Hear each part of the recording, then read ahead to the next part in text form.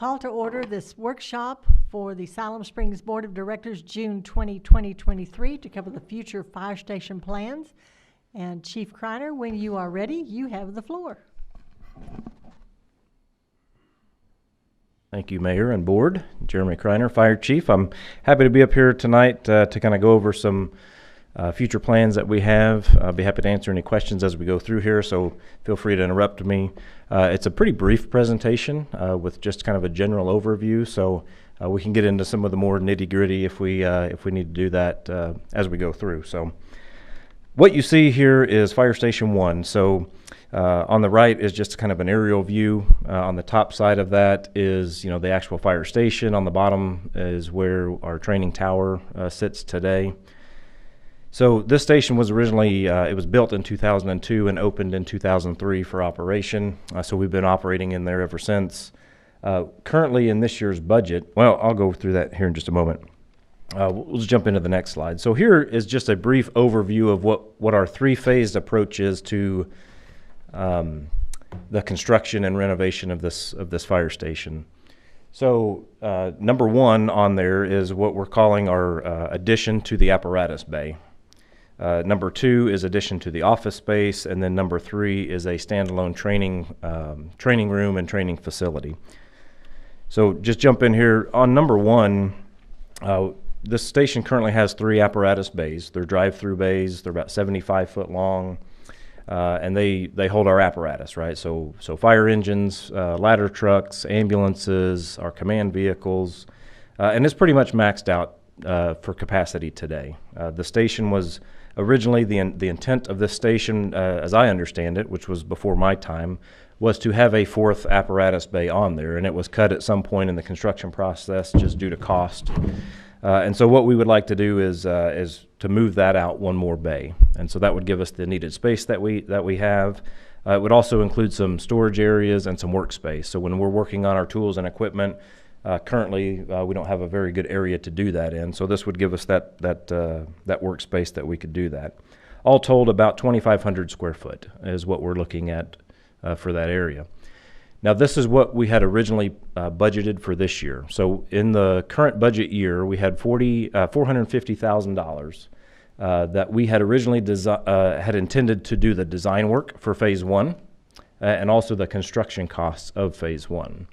When we started working through this after the budget got approved, we realized it makes more sense just to do all of the architectural work on the front end, and then we would just phase in construction afterwards. So, we had originally anticipated about maybe $50,000 to $75,000 to $100,000, somewhere in there on original architectural costs, and then the remaining $400,000, $350,000 to $400,000 for that first phase of construction.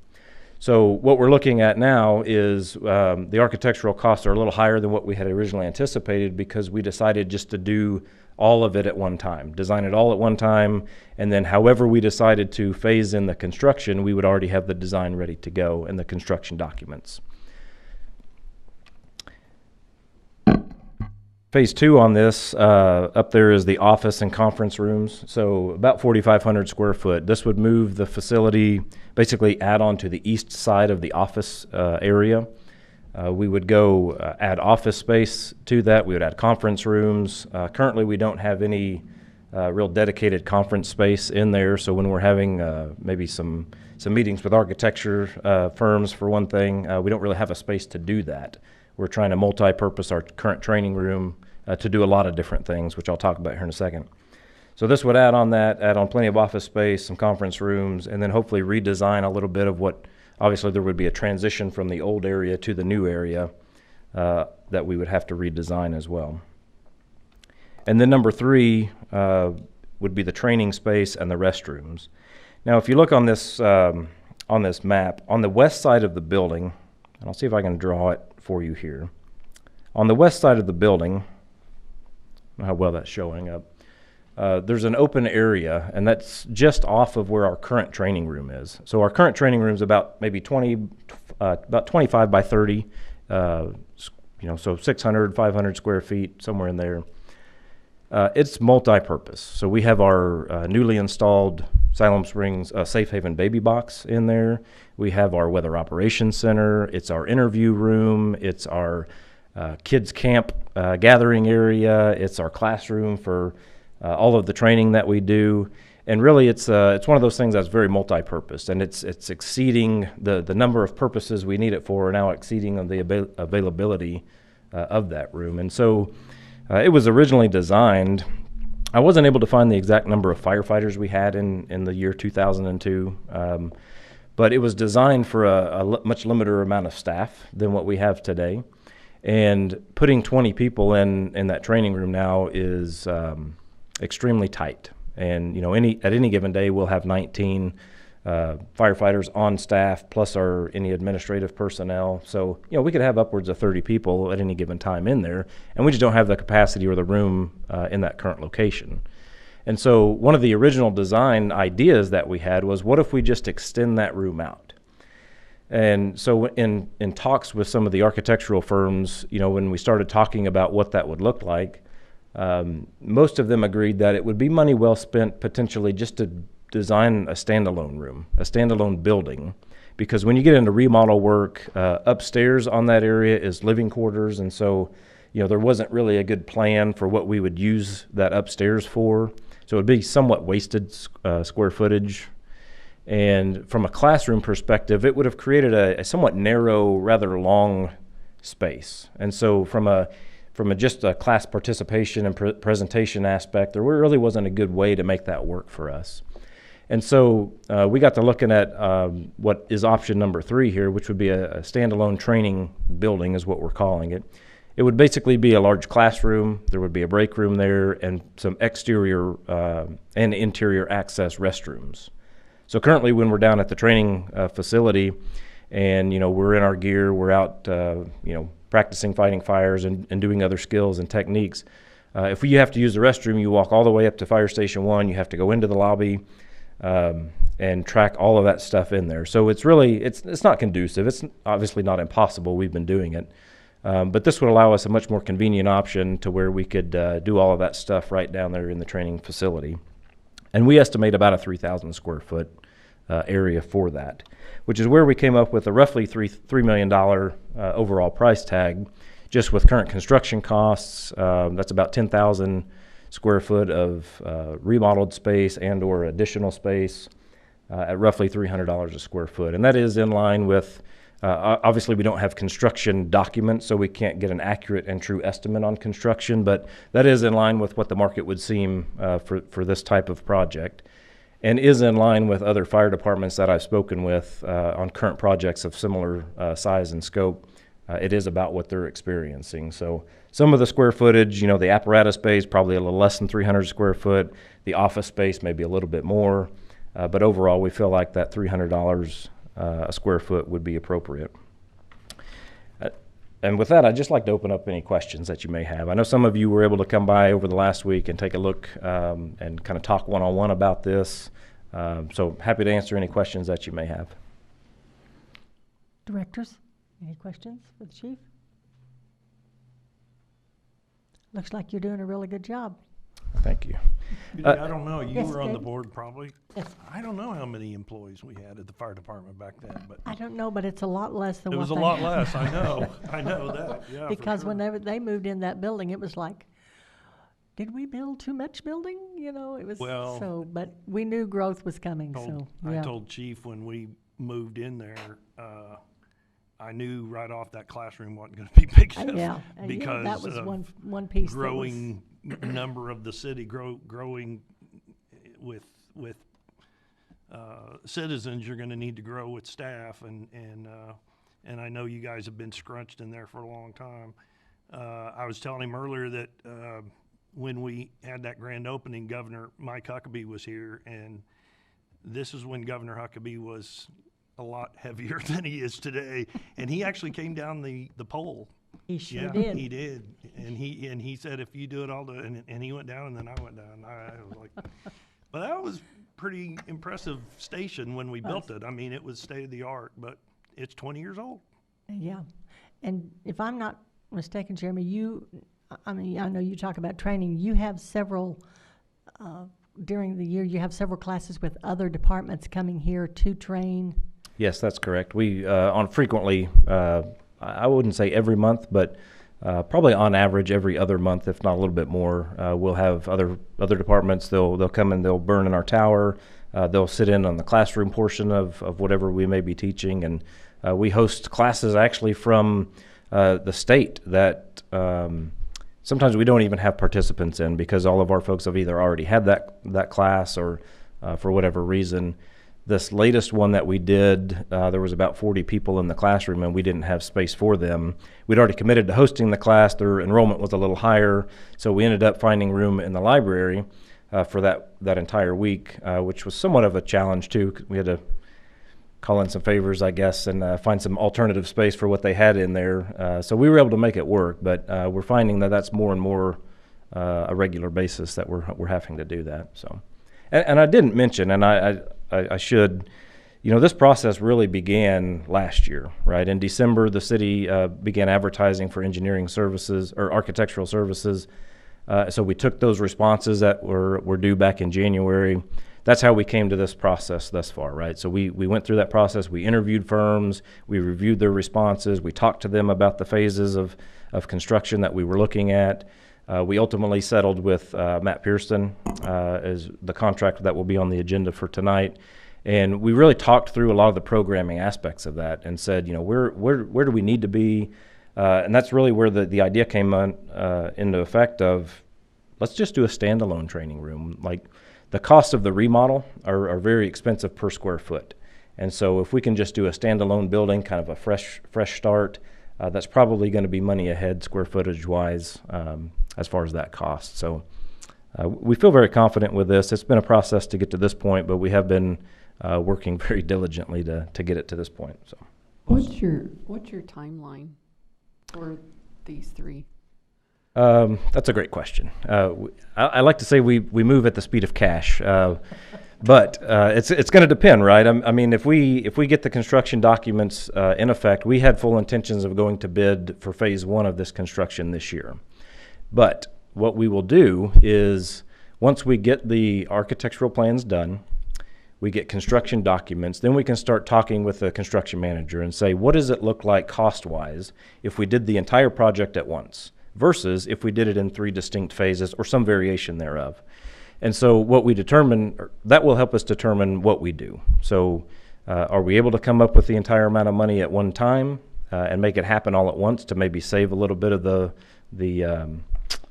moving from phase to phase costs? So that's to be determined, but we'll certainly, obviously any construction costs or contract will have to come back before the board for approval, and we'll make sure we get you that information ahead of time as to what our plan would be.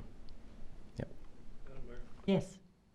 Jeremy, did you tell us how big is your current training space conference or classroom now? Do you know? I don't have the exact number. It's around 25 by 30 square feet. So probably in the 600 square foot range. Yeah. On this number 3, the training space restrooms, that will all be classroom space? Will it be like one big open room besides the restrooms, or Sure. do you think it'll be like 2 classrooms? Or I would envision that it would be a large available space, and if we had the ability to divide it up, maybe with temporary barrier. Yep. Similar to what the library has currently.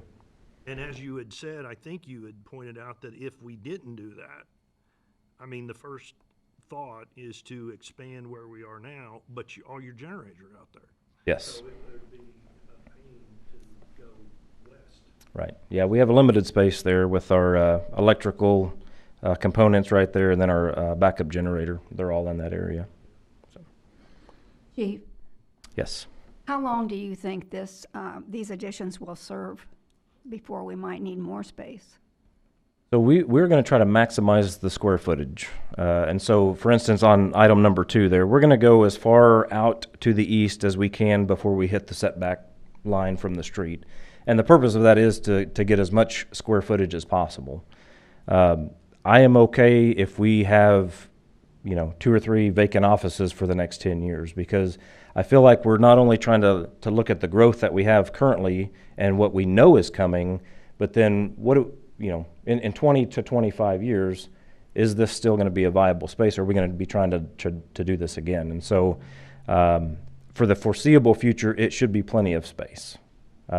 I'm not going to promise you the next chief that's up here in 20 years may be back before you again saying that joker didn't anticipate any of this. So, but we are planning for the obviously probably my tenure here and hopefully the next fire chief. I anticipate this being plenty of square footage. Thank you. Yep.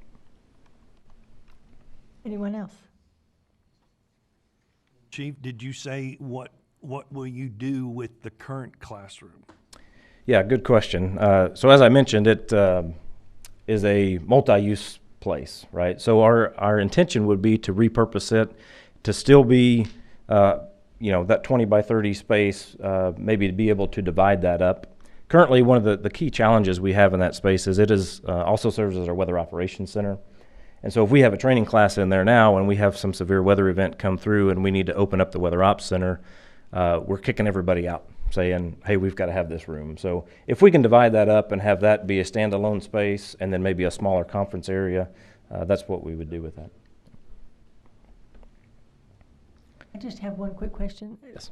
For this type of project, are there grants, partnerships, anything out there that would be available to help with the cost of this? That's a great question. We have applied in the past for fire station renovation grants, and we've been unsuccessful. Not for this project specifically, but federal grants, specifically through the Assistance to Firefighters grants, is where most of those come from. They're very picky on what they allow for modifications to fire stations, and so there's an age requirement. And I think it's 25 years that it has to be before they allow any modifications or additions to fire stations. If it was a new building, there would be a potential to apply for something, but even those grants are spread out between large municipalities, medium-sized, and then there's a very large contingent that goes to volunteer fire departments. I'll move on to the next set if everybody's good. The other factor that we talked about at the last board meeting was this potential property over off of Heritage Court. And so I took this slide from, I think it was in 2017 or 18. I did a workshop on what we do with the current fire station number 2. There was an idea about maybe we relocate that Heritage Court property, or we renovate it in its current location. And so this was just one of the things that I had mentioned at the time of different factors that we use to determine where we put fire stations. Response time, population density and occupancy types, what incident history we have. That's usually somewhat of an indicator as to what the future will look like, what the hazards in the area are, and in our case, the fire district regulations. Our downtown area is classified as the historic fire district, which means there's extra regulations on top of normal building and requirements there. Compatibility with the neighborhood, what the road network is. You can have a fire station in a perfect location, but if you can't access the surrounding area with a good road network, then it's not very useful. And then what the future and current growth patterns are. Those are just a few of the areas that we talk about when it comes to fire station locations. When we did that back in several years ago, it was determined that we want to keep Fire Station 2 in its current location, right? And so that's when we did the large renovation project, and we made the statement that we don't anticipate needing the property over off of Heritage in the future.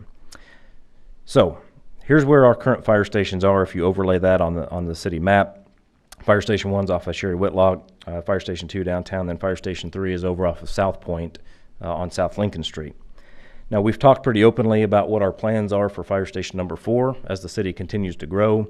If you just look at this map and see where some of our areas that are furthest away from fire stations are, it's pretty obvious that it's on the eastern part of the city. So we've talked about Fire Station 4, and that's somewhere around the airport, around Smithfield Drive and Highway 59. The city owns property in that area, so there would be some, if they'll sell it to the fire department pretty cheap, right? We'd have access to that property. If you put the property over off of Heritage on that, you will see that it's somewhat close to Fire Station 2, hence the discussion years ago about just moving it to that location. In our line of work, it's it's difficult to say always, and it's difficult to say never. So I can't stand up here as the fire chief and say that we will never have a need for that property for the fire department. But currently, the way I see the future growth pattern of the city, I don't see that we need that property for fire department use. Now, if there's some redevelopment in that area and we have a heavy population density that changes, I'm not going to say it will never happen.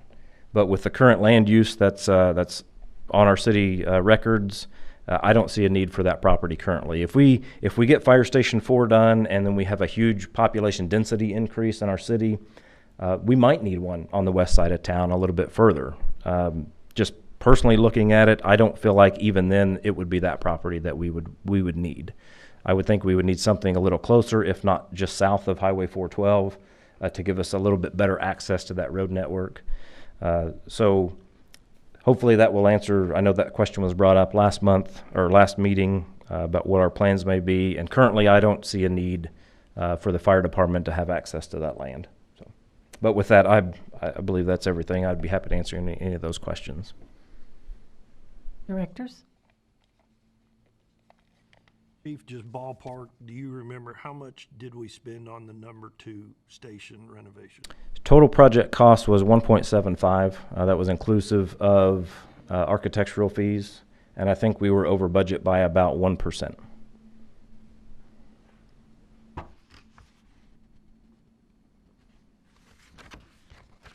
And I believe, if I'm not mistaken, that's about a 6,000 square foot building, and I think that puts us pretty close to that $300, just under per square foot. I appreciated that you had told me that you, or maybe said here also, that you had talked to, didn't you say Bella Vista was in the middle of building right now? Correct, yes. And that's what they're finding their cost is at.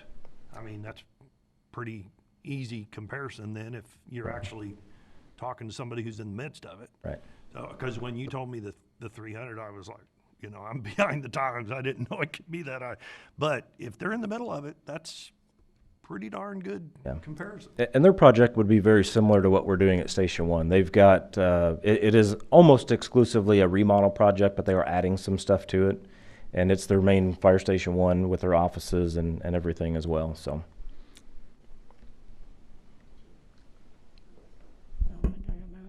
Do we Yes. go into Oklahoma very much anymore? Do we have any contracts with Cherokee Nation? Do we contract with any of the other small towns? Yes, great question. We do still have a contract with West Siloam Springs.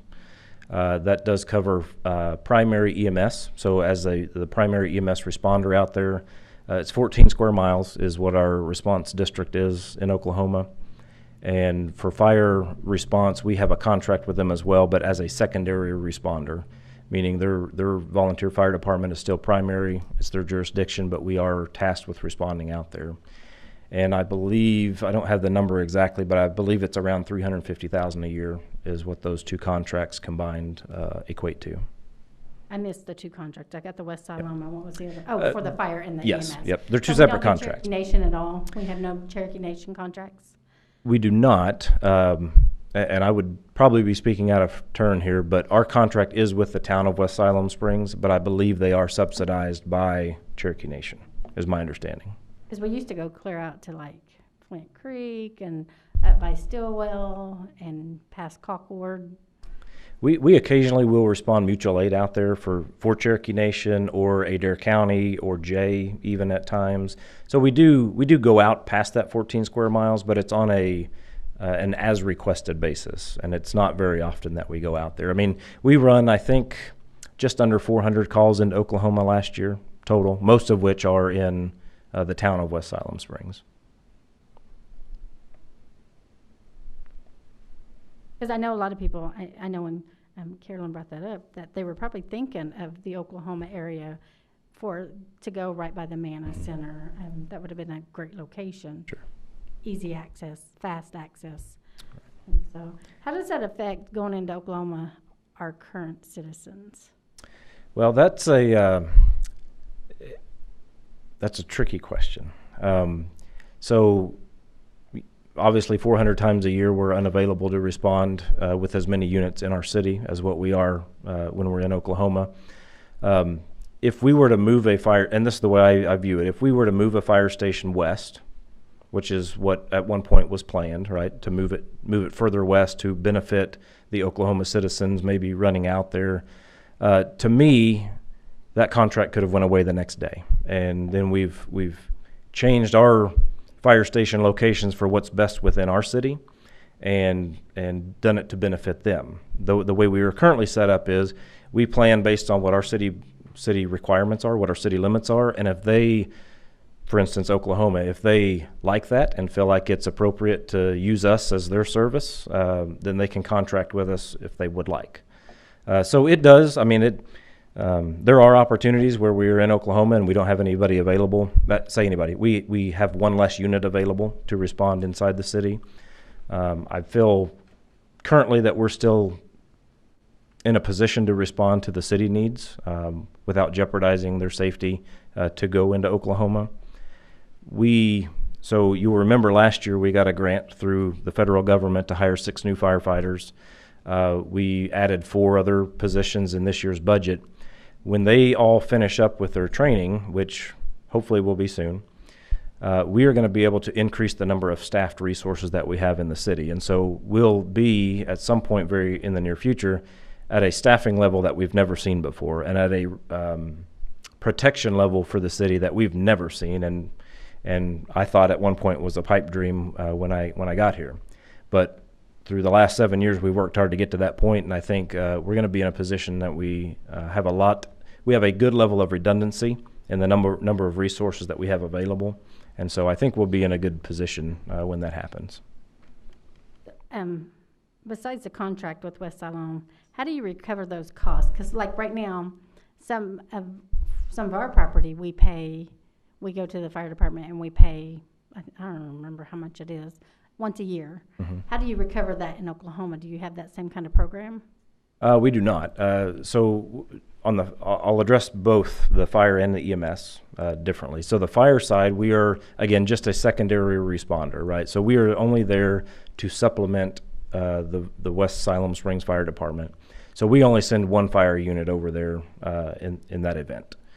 On the EMS, so we don't have any other cost recovery methods other than that contract to recoup those costs. And I would say that contract is sufficient to cover those costs based on call volume. On the EMS side, what we do is it's obviously a fairly larger contract to cover that. So not only do we get the contract money, but then we still bill the patient, right, or the patient's in care or Medicaid, and we recover the costs through them. I'm just asking because I know you're looking at the growth and stuff, and I could see where there was, what was the idea for the West Siloam when we, sure. And so that's why I was just asking. Thank you. Well, piggybacking on Lisa, you said you bill the patient and all that. I assume that's only if you take them somewhere, like if you don't transport, there's no bill, is that correct? Yeah, so we have in our city ordinance that handles our EMS billing. So yes, if we transport a patient, we have a set rate. If we do not, we have what we call a treat no transport rate, which is about $100, I think. And so if we get there and we have to treat them and they decide they don't want to go to the hospital, we can still recover those funds and bill them for that. Where we don't have any method to recover any funds is if we go there and we don't do anything for them, right? We assess them, they're not injured, we don't do anything for them, we don't recover any of that cost. Yeah. So do y'all go to places, do y'all go distances where we're not contracted? Occasionally. For Yeah. Instance, Watts would be a good example. Watts is just south of West Siloam Springs in Adair County. We are not the primary agency there, so they have Westville EMS covers that area, and so if they're unavailable and they need assistance, then we would respond to assist them in their absence. Or if they need an additional ambulance because they're taxed, then we could send one as well. Thank you. Reed, did you have a question? Yes, or a comment. Chief, just want to say thank you for your proactive approach to this. We are a city that's growing, and we need to be ready for it. And it sounds like you're putting us in that good position. Thank you. Thank you. David? Chief, I was talking to you earlier, and you said we've only got one ambulance in service right now. Is that correct? One of them's in the shop? Well, yeah, so we have one at Fire Station 1, we have one at Fire Station 3, and then the rest are in the shop. The one Or the that's other in one. the shop, if it wasn't in the shop, would it get use if we have our main ambulance from Station 1 gone? Yes, so, I assume it's kept at Station 1, the one that's in the shop now. yeah, we've rotated around where our reserve units are. So sometimes the reserve's at Fire Station 1, sometimes it's at 2. Okay. But yeah, we currently have an ambulance that's in service, responding to calls at Fire Station 1, and then one at Fire Station 3. But the one that's in service, does it go to service a lot? Should it be something we are considering retiring? Yes. Okay, So, yes, that's an automatic yes. So you'll remember last year, at the beginning of 2022, I was before the board and I ordered 2 ambulances. Those were originally anticipated to be here in spring of 23. They've been pushed off to spring of 24. So what will happen is in the future, right, now that we've increased our staff, we will have an ambulance at Fire Station 1, ambulance at Fire Station 2, and an ambulance at Fire Station 3. When we do that, we currently only have 3 ambulances, so I would not do that until I get those 2 new ambulances on board. We would then have 2 reserves and 3 frontline in-service ambulances. I do anticipate the need to order another one in the very near future. We have had, I think, Murphy has seen that we're struggling with ambulances, and they're just attacking that. And so we are seeing constant breakdowns on our ambulances, and we have had an opportunity or two in the recent months to where we've had multiple ambulances in the shop. And so we are looking at what our options are. The struggle that we found, for instance, within the last few months, I went to the ambulance provider that we just ordered our ambulances from and said, if I was to order another ambulance, what does that look like? And he said, it will be here in 2026, and it's going to cost you about 25% more than what the last ones did. And so, in looking at that, we've started looking at other options, and not sure what that's going to look like yet. We're still trying to figure that out. But I would anticipate seeing me back in front of you at some point in the near future trying to rectify that situation. Is it only the one manufacturer? Is there another manufacturer we could be going to that would be sooner to deliver, or is it just the way the whole industry is? Unfortunately, no. We've looked at all across the board, and unless we can buy a demo unit from one that's already been built, it's just getting chassis at the moment. They can build the ambulance box all day long, but it's getting the chassis in. And we've looked at Ford, Dodge, Chevy, all of them. I just didn't know if there was a different company that puts them together and makes them. But as you just said, it doesn't take long to do the box. It's just the base. Correct. Okay, just curious. I hate to hear that because, of course, when you need it, you need it.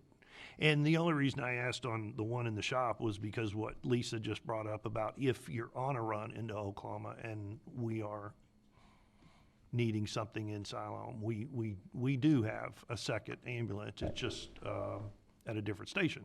Correct. Right now. Okay, good deal. Thank you for answering all these additional questions that are beyond the project. Absolutely. But you're on the mound, so we're gonna hit you with regular questions, and we appreciate I it. think we're out of time, but I appreciate that. Just hit the mark.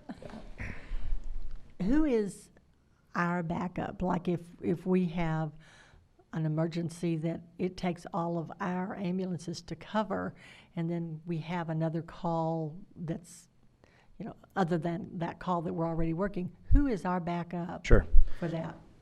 Currently, it's Pafford EMS, and they have an ambulance. Their closest ambulance is at Gentry Fire Station 1, if it's in service. Our secondary would be Central EMS, which has an ambulance in Taneytown.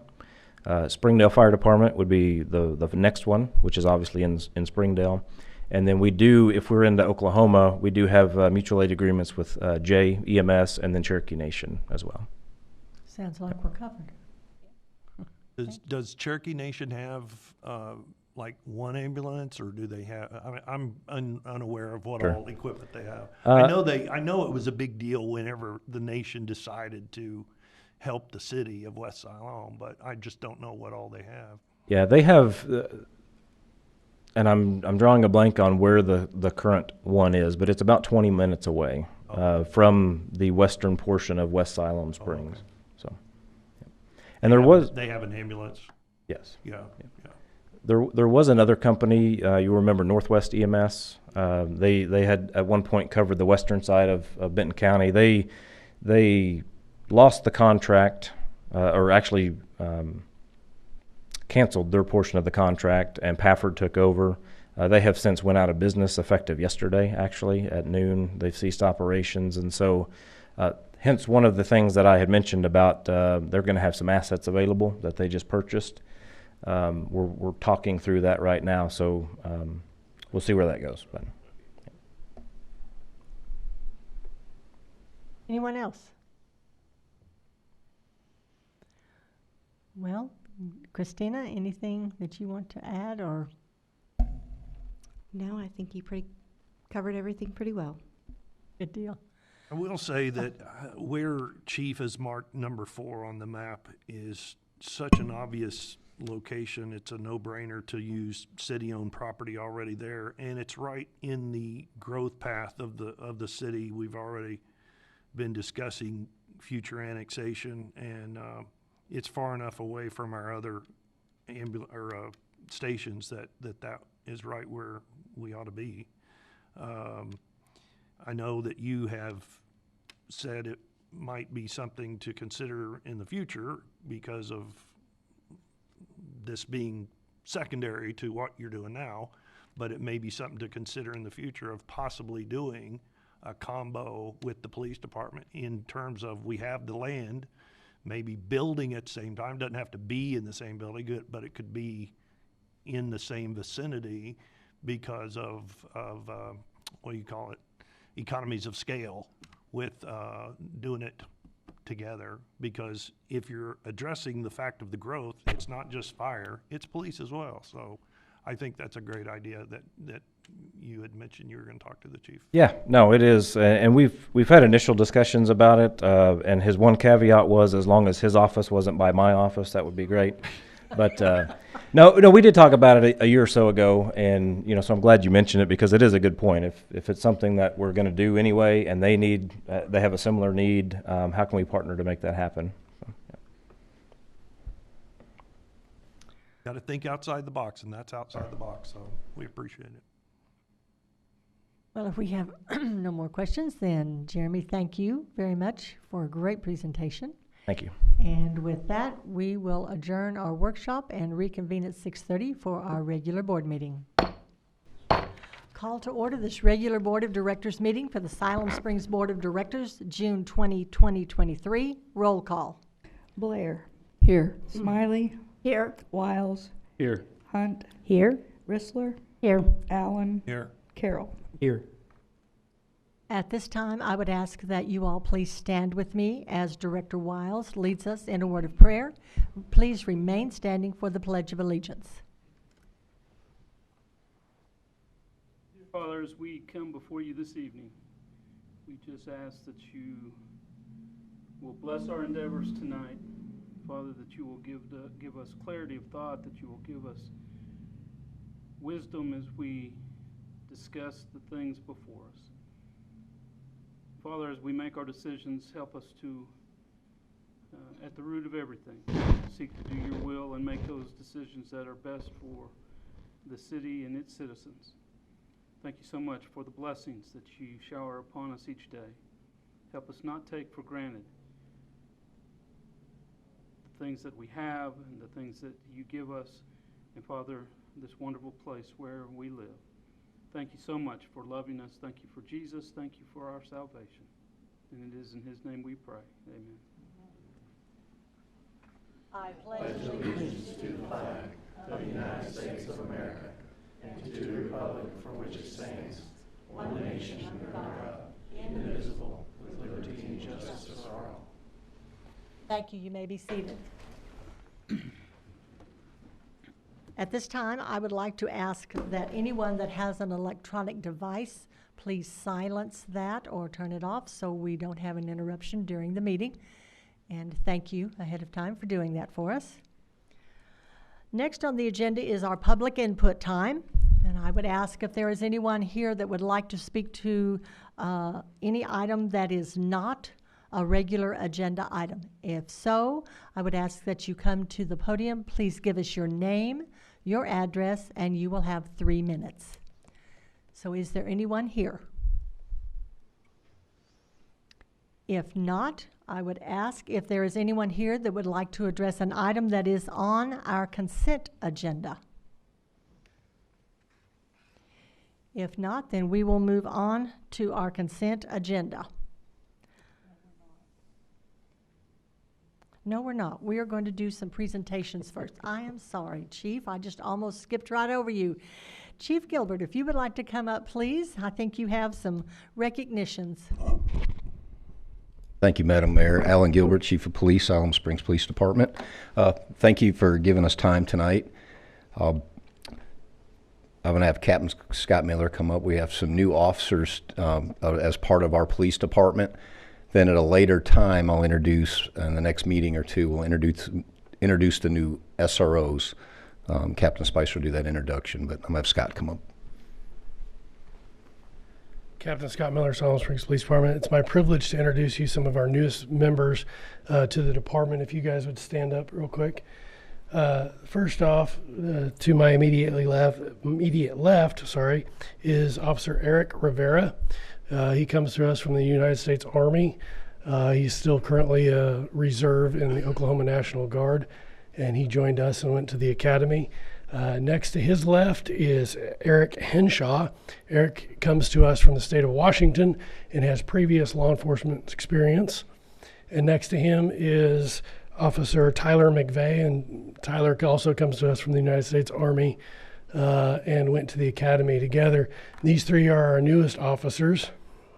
If you guys would help welcome them. Next is our newest chaplain, Chaplain Argel Smith. Many of you may recognize his face. He is a former Siloam Springs police officer.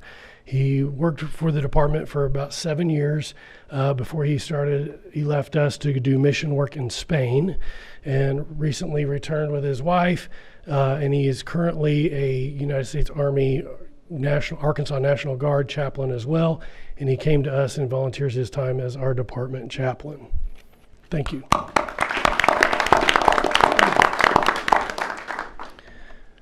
Really happy with the work these new officers are doing, and I appreciate them.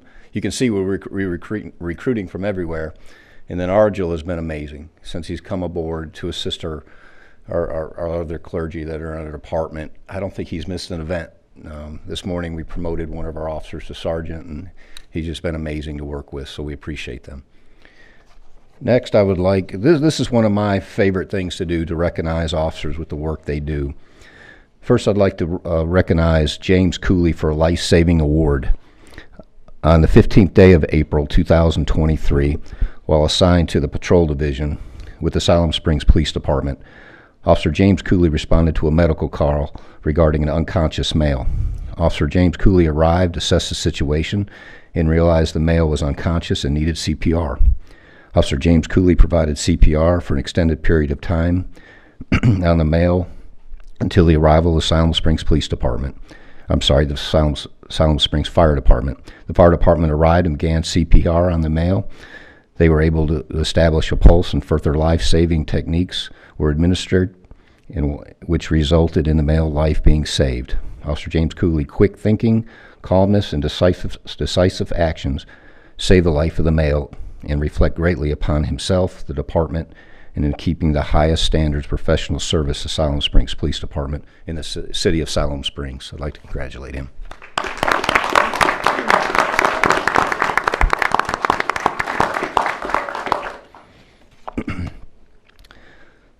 Second Officer Royce Corley, I would like to present him with a certificate of commendation. On the 3rd day of March 2023, while assigned to the Patrol Division with the Siloam Springs Police Department, Officer Royce Corley was on his way home after work when he drove upon a single vehicle accident with the vehicle being partially submerged upside down in a ditch with water. Officer Royce Corley did not hesitate to stop immediately, ran to the submerged vehicle. Officer Corley took an initiative and immediately started assisting pulling children out of the vehicle so they would not get injured. Officer Royce Corley was injured during the event, but it didn't let him stop him. In the process, he didn't think about the pain or injury, but Royce Corley contacted our dispatch during the same time to get the correct agency and medical attention needed on the way to assist with the accident. With quick thinking and not hesitating to assist in making sure that all children are removed from the vehicle, Officer Royce Corley showed himself to be courageous. These actions reflect greatly upon himself, the department, and in keeping the highest standards of professional service with the Siloam Springs Police Department and the City of Siloam Springs.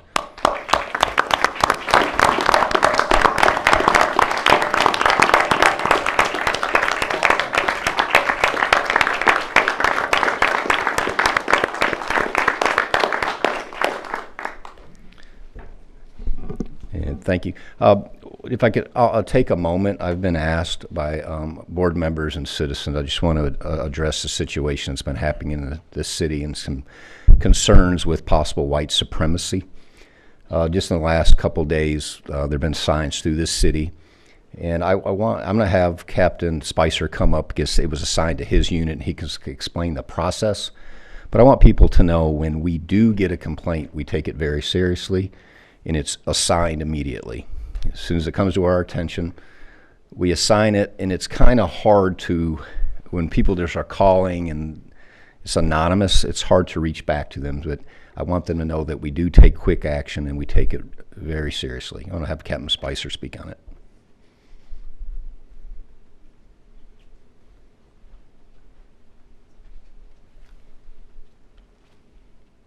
Board, Madam Mayor, Captain Spicer, Special Operations Division. Some of the things that were brought to our attention were some of the posters that have been placed in town, and we were able to do a little bit of research. We also reached out to the Benton County intelligence analysts from their unit as well.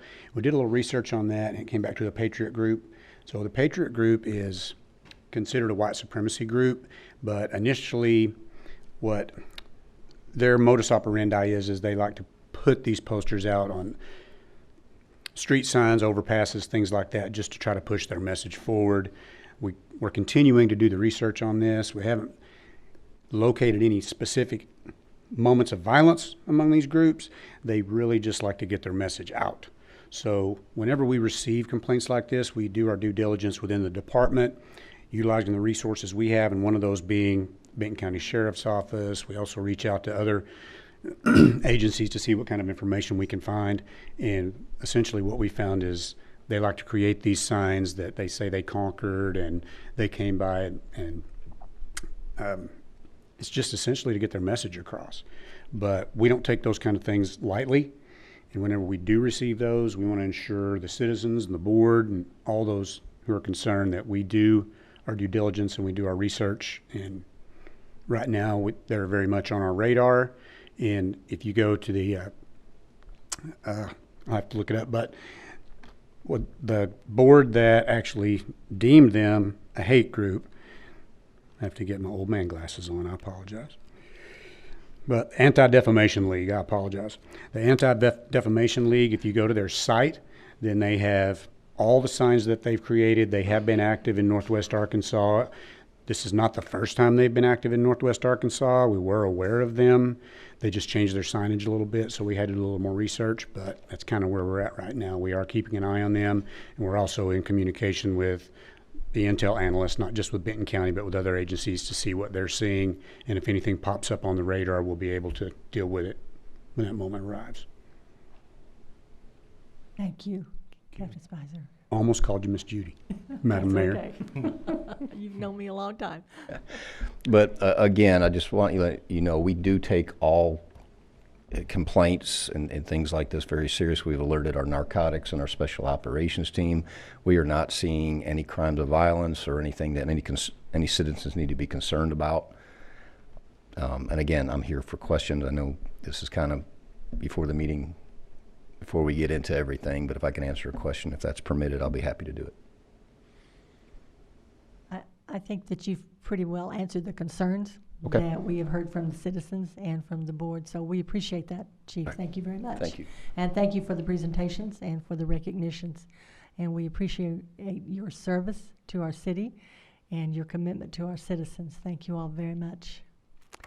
So with that, we will move to our consent agenda. Item A, workshop minutes, June 6th, 2023. Item B, regular meeting minutes, June 6th, 2023. Item C, special called meeting minutes, June 12th, 2023. Item D, self-contained breathing apparatus, emergency vehicle specialist, $414,506.26.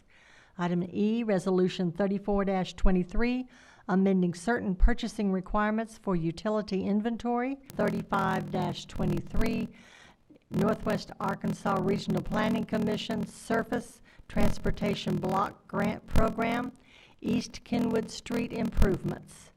Item G, resolution 36-23, intersection improvement applications, RDOT Highway 412 and Highway 16 intersection. Resolution 37-23, Northwest Arkansas Regional Planning Commission, Highway 412 and Highway 16 intersection. Resolution 38-23, Arkansas Outdoor Recreation Grant, City Lake. Directors, is there any item that you would like to have removed for further discussion?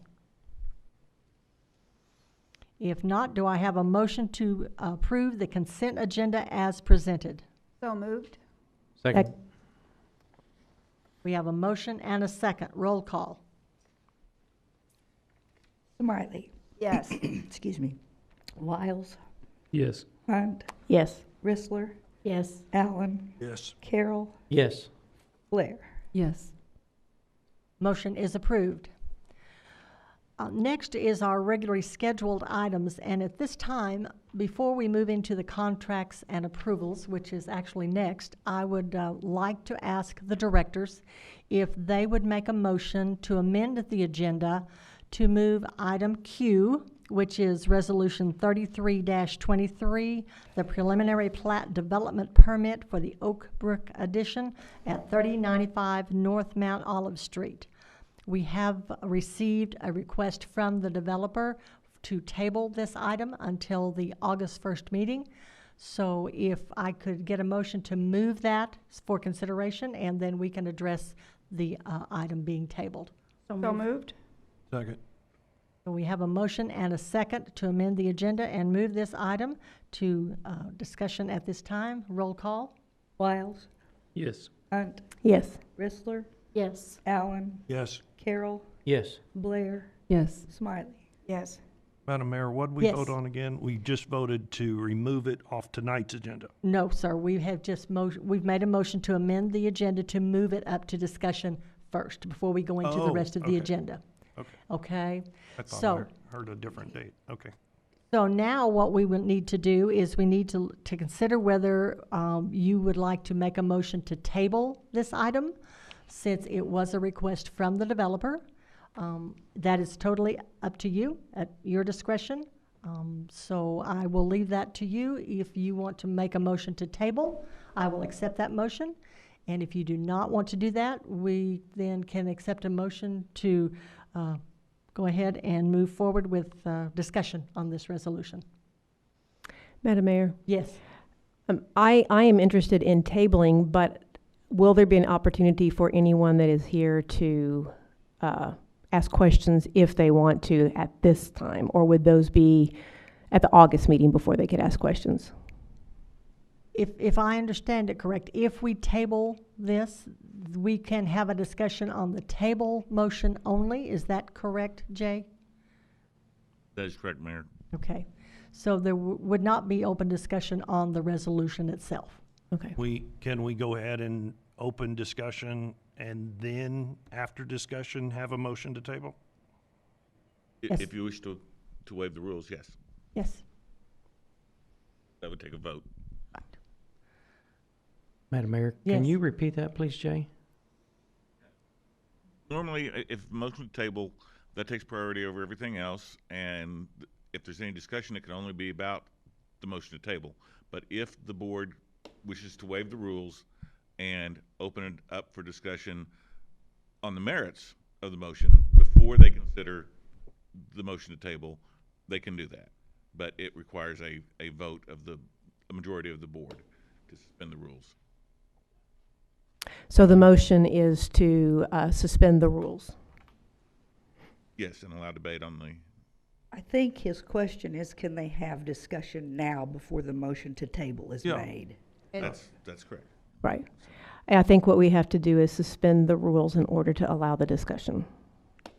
That is, Sound if the motion to table hasn't been made. No, we simply moved this up in the agenda and it goes like it normally does. And only after we've discussed it like we normally would, then would somebody make a motion to table. we can, is that correct? We can, as if we were moving forward, just like it was a regular agenda, it is, other than we've moved it up. So if we say Resolution 33-23 is on the agenda and open for discussion? My understanding was it was moved up for the purpose of considering whether or not to table, but yes, but that doesn't necessarily have to be a part of the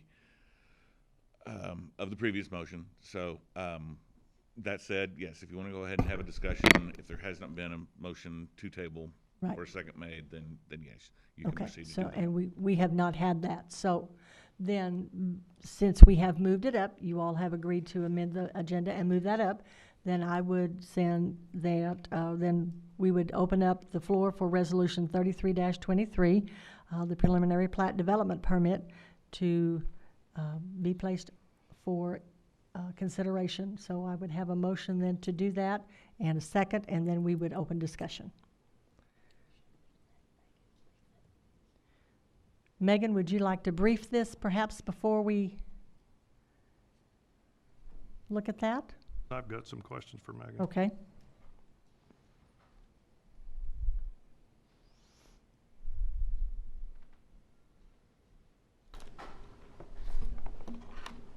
Megan Thomas, Planner 1. Hold on. There seems to be a little error message on the screen here. Let me get to it. Did you want me to run through the entire presentation, or do you just want me? I think that perhaps just a real brief introduction to what this is and maybe why you received the request for tabling, and then they can discuss and ask you questions specific to what they are needing. Okay. If we can get it up on the screen. Okay, thank you. So again, you're considering a preliminary plat request for the Oak Brook subdivision at 3095 North Mount Olive. They're wishing to establish 85 large single-family homes. And this is that plat for you guys to take a look at. You've seen this before. We've run through the standards before. They do meet all the standards for the subdivision and for the R2 zoning district. I'm going to click over to where we kind of had concerns at. Okay. So I know one of the concerns that we received was regarding the lot areas for these lots. When we took a look at the subdivisions that were neighboring to the east, we found that Heritage Ranch did have smaller lot sizes than this proposal on average. Same with Autumn Glen subdivision. Their average lot area was smaller than this proposal. So we found that this proposal is consistent with the neighboring subdivisions. And this is a more visual representation of that so that you guys can see. So all the colorful lots there, those are all smaller than the average lot size of this proposal. This is Autumn Glen and Heritage Ranch subdivisions. So I know that was one of the concerns that we had. And then the second one was regarding the block width.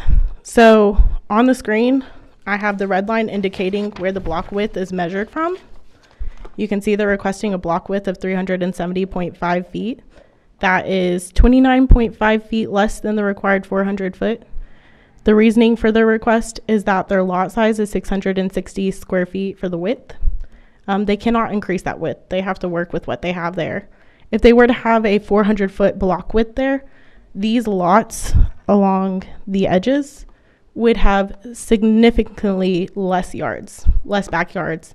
They would still be able to do those lots, but they would actually be smaller in size and would have little to no backyards. They would be very shallow. So that's some of the concerns that we had. Is there any questions that you'll have? Directors, questions? Madam Mayor? Yes, Betsy. One of the concerns was increasing the flooding, which we've had lots of videos and things like that. Has anything been learned? So I'll let Kevin speak to that. Thank you.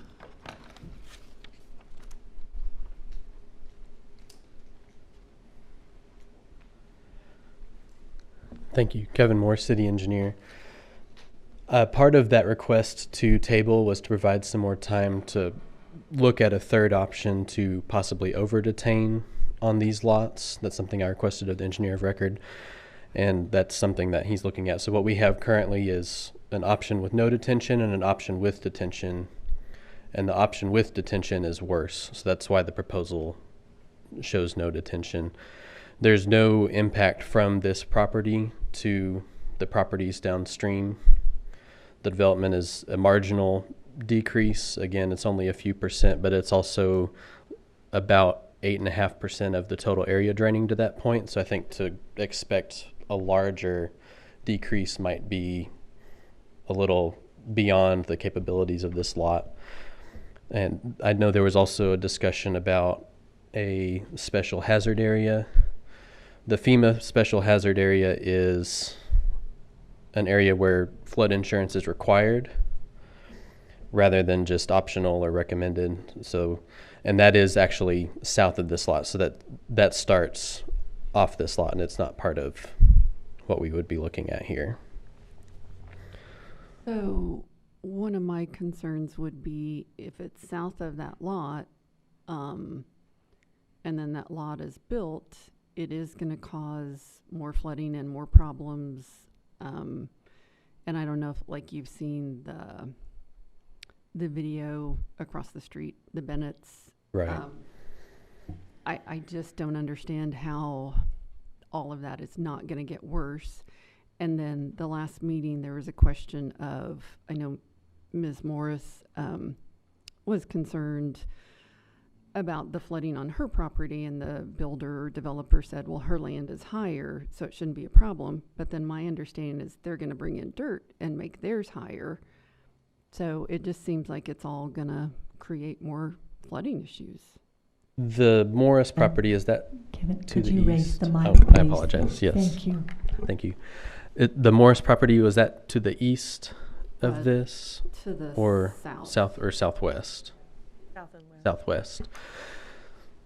The fill on this lot wouldn't impact that really at all. That's beyond kind of south and west of the highway, even if we're talking about the same property.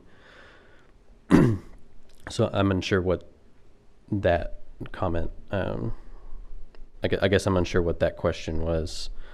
I guess I don't see how, because there's the floodplain on the south side of it. The Morris property is on the south, east a little bit. Is that right? Direction-wise? Southwest. Southwest. And they were saying, well, it shouldn't bother her because her house is higher, which then implies that they know it's going to head that way.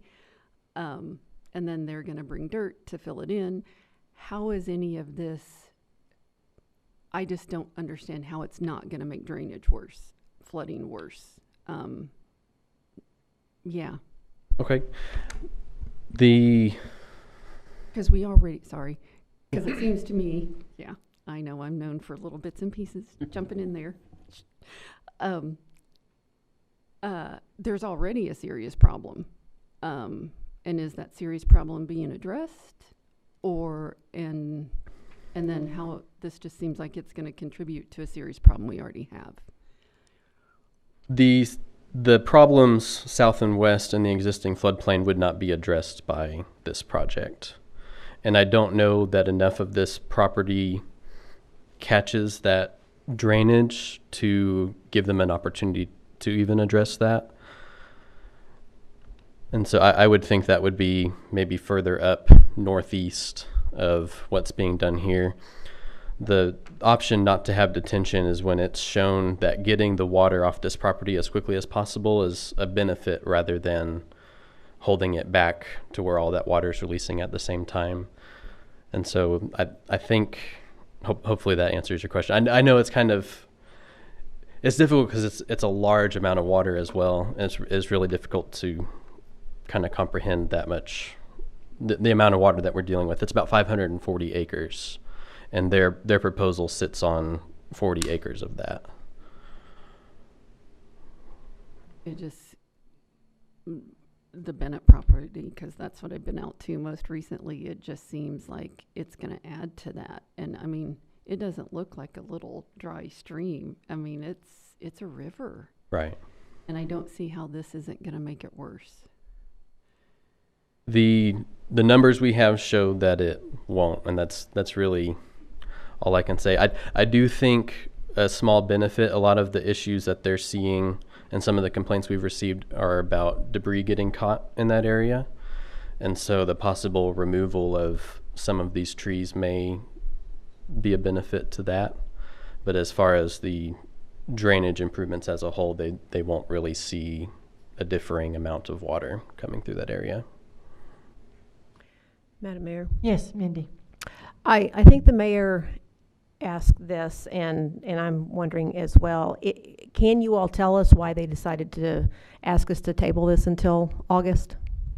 I requested of the engineer that they look at a third option. Okay. And I believe a lot of that is part of that. For detention? Yes, a third detention where they majorly over detain the project beyond what they would normally be required to do. Okay, so not necessarily a change in the plan for the number of homes and... Correct. Okay. Yeah. Madam Mayor? Yes. So are you working on a plan that can assure the neighbors that they will not have water, additional water? Is that what you're doing? Not at this time, no. So how can we assure these landowners that they're not going to have more water problems? That would take a major project on behalf of the city, if that's something that you would like me to present. I believe here in a few board meetings we'll have a drainage workshop where I'm going to be presenting all the drainage issues we've had reported here in the last few months, trying to put estimates to those, and I can make that one of those projects. But beyond a large, maybe a regional detention pond to the north and east of this project, I don't see a lot that we could do. Anyone else? Madam Mayor, Yes, Ken. that comment just did not reassure me very well. But what I was going to ask, the last time we discussed this, it was brought up in a concern about how this did not meet minimum requirements. And what's the point of having minimum requirements if we're not going to hold people to those? Looking at the notes, it still does not look like it meets minimum requirements. Is that still the case, or am I looking at something wrong? Which minimum requirements? Lot size, basically. Okay. I'm looking at one here that says the minimum is 60 feet, and it has lots that are under 45 feet. That was something Megan said she changed. That did get changed. Yep. That was a typographic error that was made with the Planning Commission staff report that was corrected at the last meeting that we heard this project at. I'm sorry, I guess I missed that somewhere. Okay, I think that's all I had. Thank you. But there is still the requirement to, or the request to waive the block I'm not length. for that either, but that's, I was more concerned about the lot size. Like I said, somehow I missed that, and I apologize. Thank you. David? So Megan, what you were stating earlier is that if on that east side they went by the regular rules, that the yard would not be much of a yard. Yeah, so if they were to make this block width, because you can see from this red line, they're measuring it from the center line of the road there. If they were to make this whole block width 400 feet, that would cut into these lots here. We don't have code that restricts the depth of lots or anything like that, so they can make those as shallow as they need to, as long as they meet setback requirements on the residential structures. So really, if we force them to do the 400-foot block width here, they could keep those lots. They would just become smaller lots and more shallow, and they would not have very many backyards, if any. And so that's just something to consider. They can't change their I think lot that's width. up to the developer if they think they can sell the house with no backyard. I'm still concerned about the minimum width being waived. And I'm very, very concerned with the video we saw of how much drainage water. I mean, we had the flood of 74 and we've had a lot of close calls downtown, but we didn't used to have all this drainage problem all over the city, north, south, east, and west. What's the difference in 30, 40 years? Lots of housing, lots of building, lots of slabs with no place for the water to go.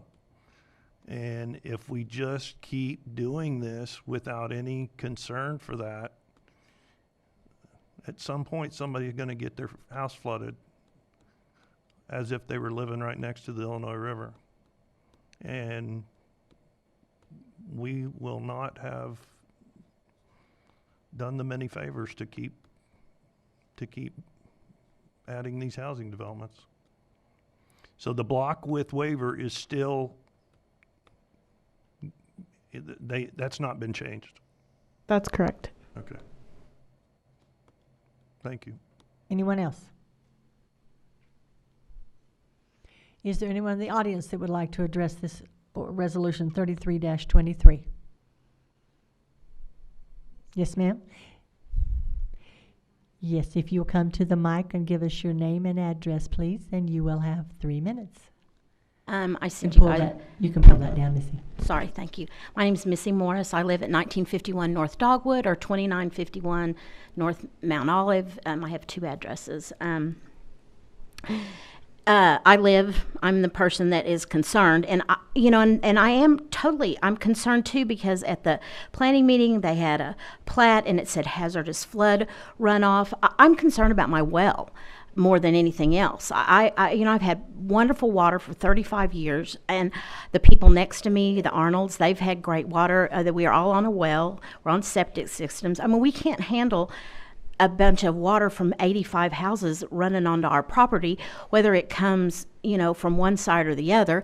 And I really don't understand why there are beautiful gated communities in all the other communities. And I know that there are young couples, not young, in their 30s, they're all looking for a piece of property and a home. They want a little bit of room for their kids to run around, 2 acres, and a nice home. I don't understand why that this property could not be one of those developments, and why we have to go with what the developer wants. Why can't, as part of the Siloam property, why can't you say, look, we're ready for something that's a gated community with a community pool?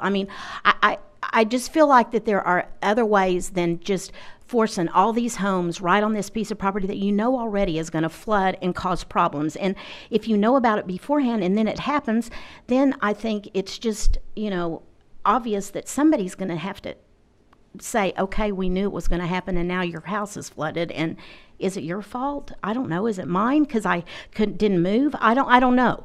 But I think that there are some other options where if you had a 2-acre lot, then when it rained, there would be grass there. There would be property there for that water to soak into, and also the hazardous thing I think needs to be really, like I said in my letter to you all, I have checked with the EPA. I'm waiting for a field man to come and look at the property and take some samples and stuff, because I don't want my well contaminated. And if the water all runs off out of that area, is that what's going to happen? And I'm not going to move. I've lived there 35 years. It's my home. So anyway, I just would like for you all to consider some other things. And I think as the city, it's basically your property. Even though the developer wants to develop it, I think you all should have an idea or a say in what gets done to it. So anyway, that's what I'd like to say. Thank you so much. Thank you. Is there anyone else? If not, directors, I will come back to you. Any further comments or questions? Well, I have a comment. Yes. So let's say worst case scenario and her well does get ruined. Is the city going to pay to hook her up to city water and septic and sewer?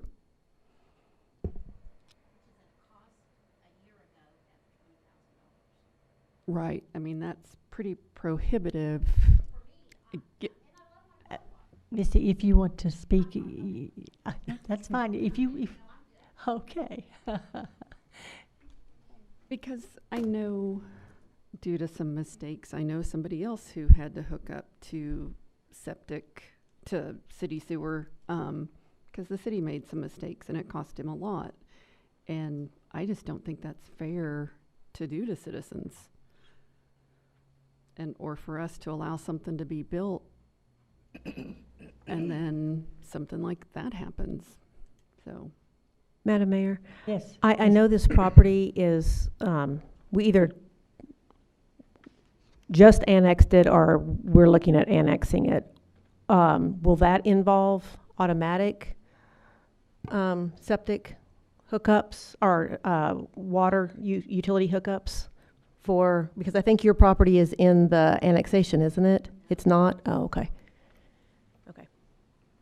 Yes, to address that just a little bit, Kevin Moore, city engineer. The annexation would not require somebody to hook into our utilities. The requirement is based on how close existing sewer access is. So if it's within 300 feet, then they would be required to tie in, regardless of. I thought the Morris property was in that annexation, but I guess it's not. I'm not certain if it is, but the sewer tie-in would be separate from the annexation. Okay, thank you. Thank you. Madam Mayor? Yes, David. I'm still concerned about what we saw on the paperwork that said something to do with hazardous floodplain. And if she's waiting to hear from the EPA or the ADEQ, then I would be for tabling this until we can learn some more about that. But also, Kevin, there was quite a few documents going through that you were showing, colored pictures and stuff that we didn't have in our packet. If we could have those, it would probably help between now and if we table it between now and then.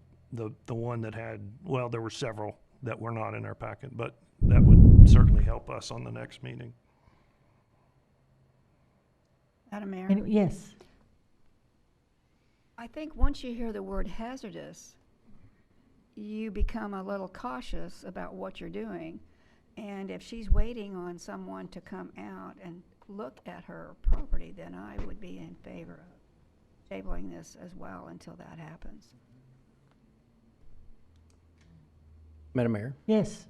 I'd like to make a motion that we do table this. I think we've received good information that the developer can go into and look into, the city can look into, to make sure that we have addressed the issues that are before us, and by August 1st or whenever that may be, we can be prepared for that. Right. So I have a motion, and we have a second from Second. Lisa. Oh, did you already get Yeah. a second? Okay. Roll call. Hunt, Yes. Whistler, Yes. Allen, Yes. Carroll, Yes. Blair, Yes. Smiley, Yes. Wiles. Yes. Motion to table is approved. Thank you all for your comments and for your concerns, and this will be moved to the August 1st meeting. At this time, then, we will move to our contracts and approvals. The Architectural Services Contract, Fire Department, Fire Station Number 1, Matthias J. Pearson Architect, $165,000. Chief Kreiner. Thank you, Mayor and Board. Before you tonight is a contract that was tabled from last board meeting. So this will be the architectural contract to do the design work that we spoke about during the workshop. Just as a reminder, this is for roughly 10,000 square feet of additional and remodeled space at Fire Station Number 1. We didn't touch on the design of what it will actually look like, but the intention is any additions to the station will match the current structure of the station, so it wouldn't be a noticeable difference. So we would try to match all the external furnishings and features to match the current fire station. And so we do have $450,000 in this year's budget for the architectural services, and then a first aspect of construction for that. And so with that, I would be happy to answer any questions. Thank you. Thank you. Directors, comments or questions? If not, is there anyone in the audience that has comments or questions concerning this contract? There being none, directors, I would ask for a motion to approve the architectural services contract for the fire department. So moved. Second. We have a motion and a second to approve. Roll call. Rissler, Yes. Allen, Yes. Carroll, Yes. Blair, Yes. Smiley, Yes. Wiles, Yes. Hunt. Yes. Motion is approved. Thank you, Chief. Next is our ordinances. Ordinance 23-11, third reading, annexation of 10 acres, 2603 South Lincoln Street. Megan, I believe this is yours.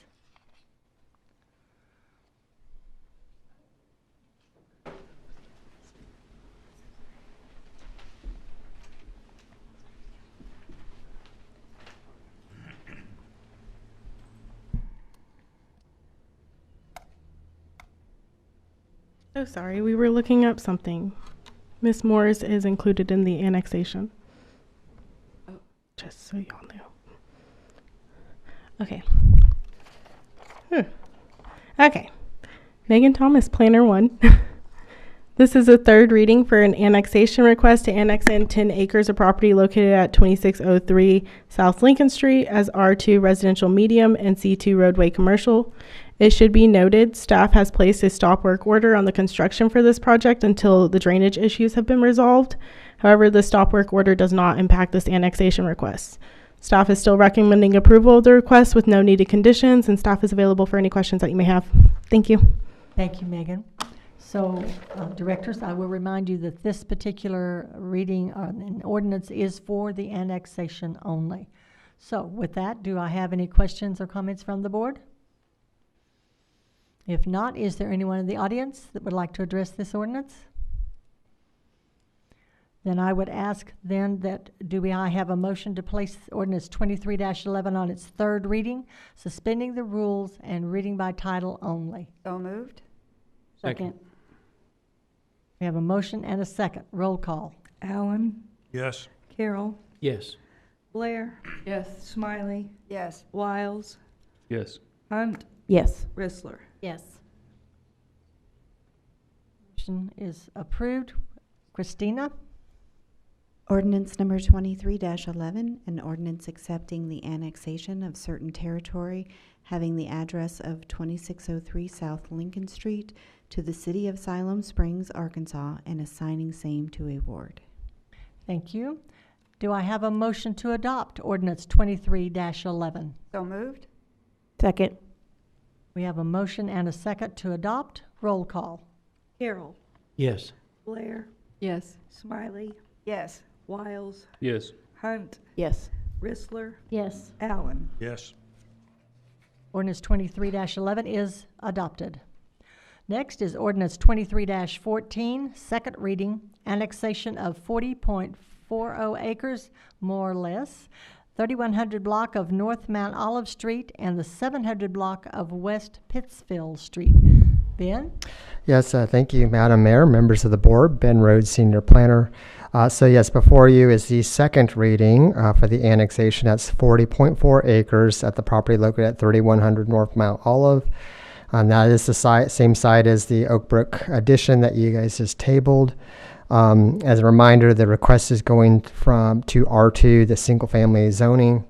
Staff has not received any additional comments or since the first reading, and we are continuing to recommend approval.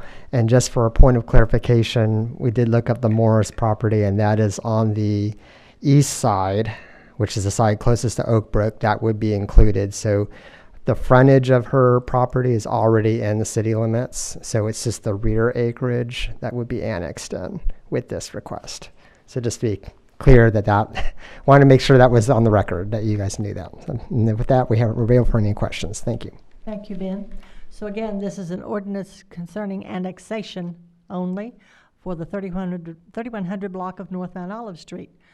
Comments or questions, directors? Madam Mayor? Yes, Betsy. What if Ms. Morris, and actually I know she doesn't want to be annexed in, is there something that can be done? She does not want to be annexed in. Well, I'll let Ben answer.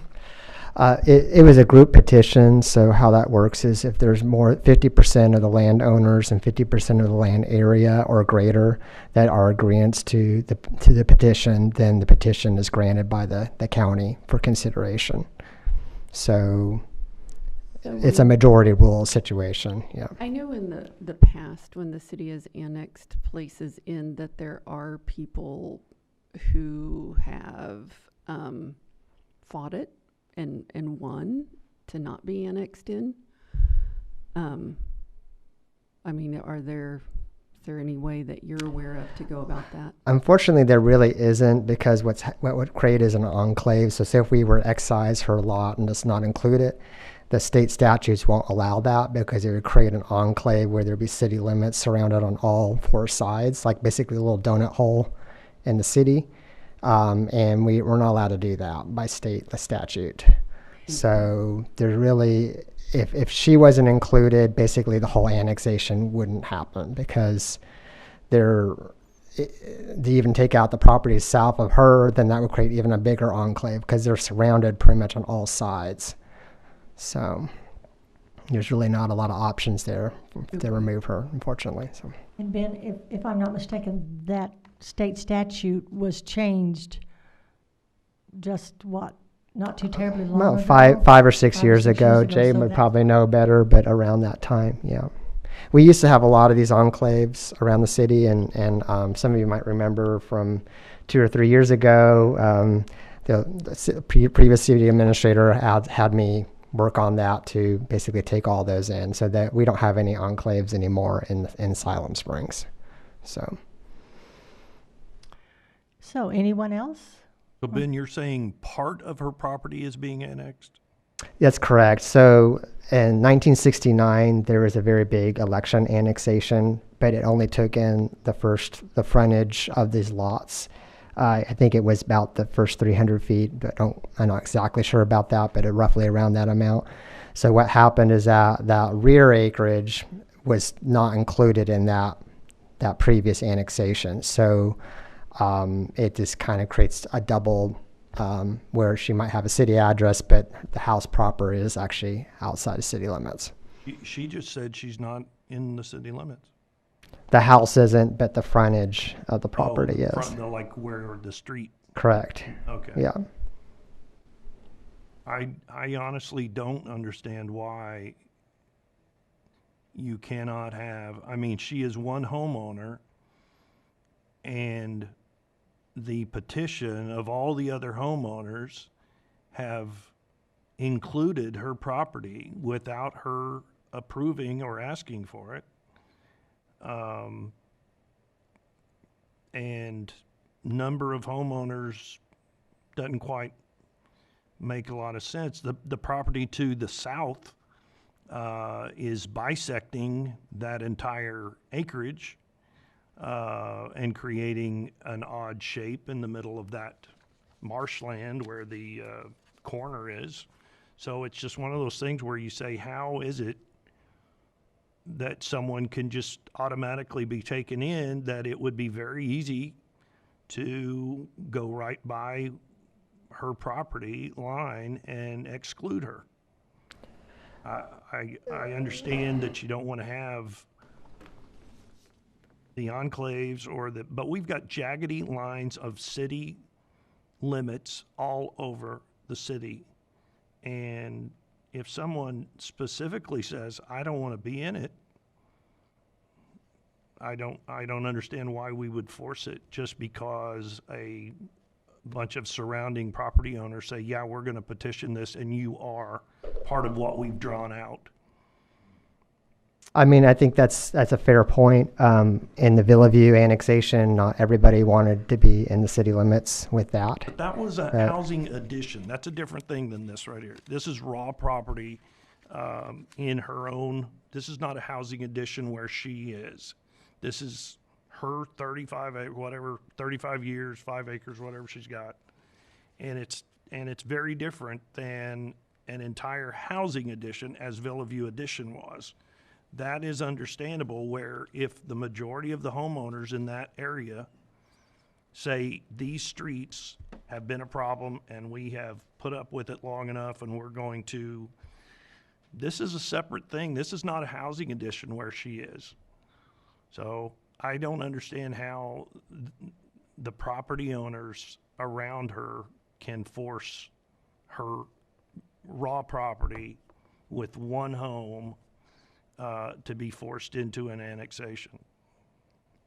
I think just a point with that, if we were to exclude that house and that lot, it would require us to not take in the frontage that would go towards Mount Olive with the development. So a good portion of that, where if you recall from the Oak Brook subdivision, there was a connection on Mount Olive, and it went connect from Mount Olive to Pittsfield. So there was going to be a connection there.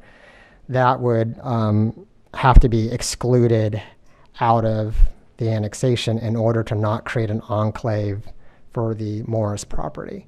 So essentially what would happen is there would be a development where we would be providing city water and sewer services without being within the city limits. And we've had a policy for a while to prevent that from happening. So. Reed? Madam Mayor. Ben, aren't we in the midst of looking at annexation all the way to Davidson Road? We are, yes. Okay, so that would make this a moot point? Well, this is not included in that annexation. We weren't looking at going all the way to Mount Olive on that, or 43 Highway? Well, that effort was separate from this. We didn't want to double annex property because we already had a petition to annex this property. Okay. That election annexation was not including this property because otherwise you'd be double annexing the same area. Thank you very much. Yep. Madam Mayor? Yes.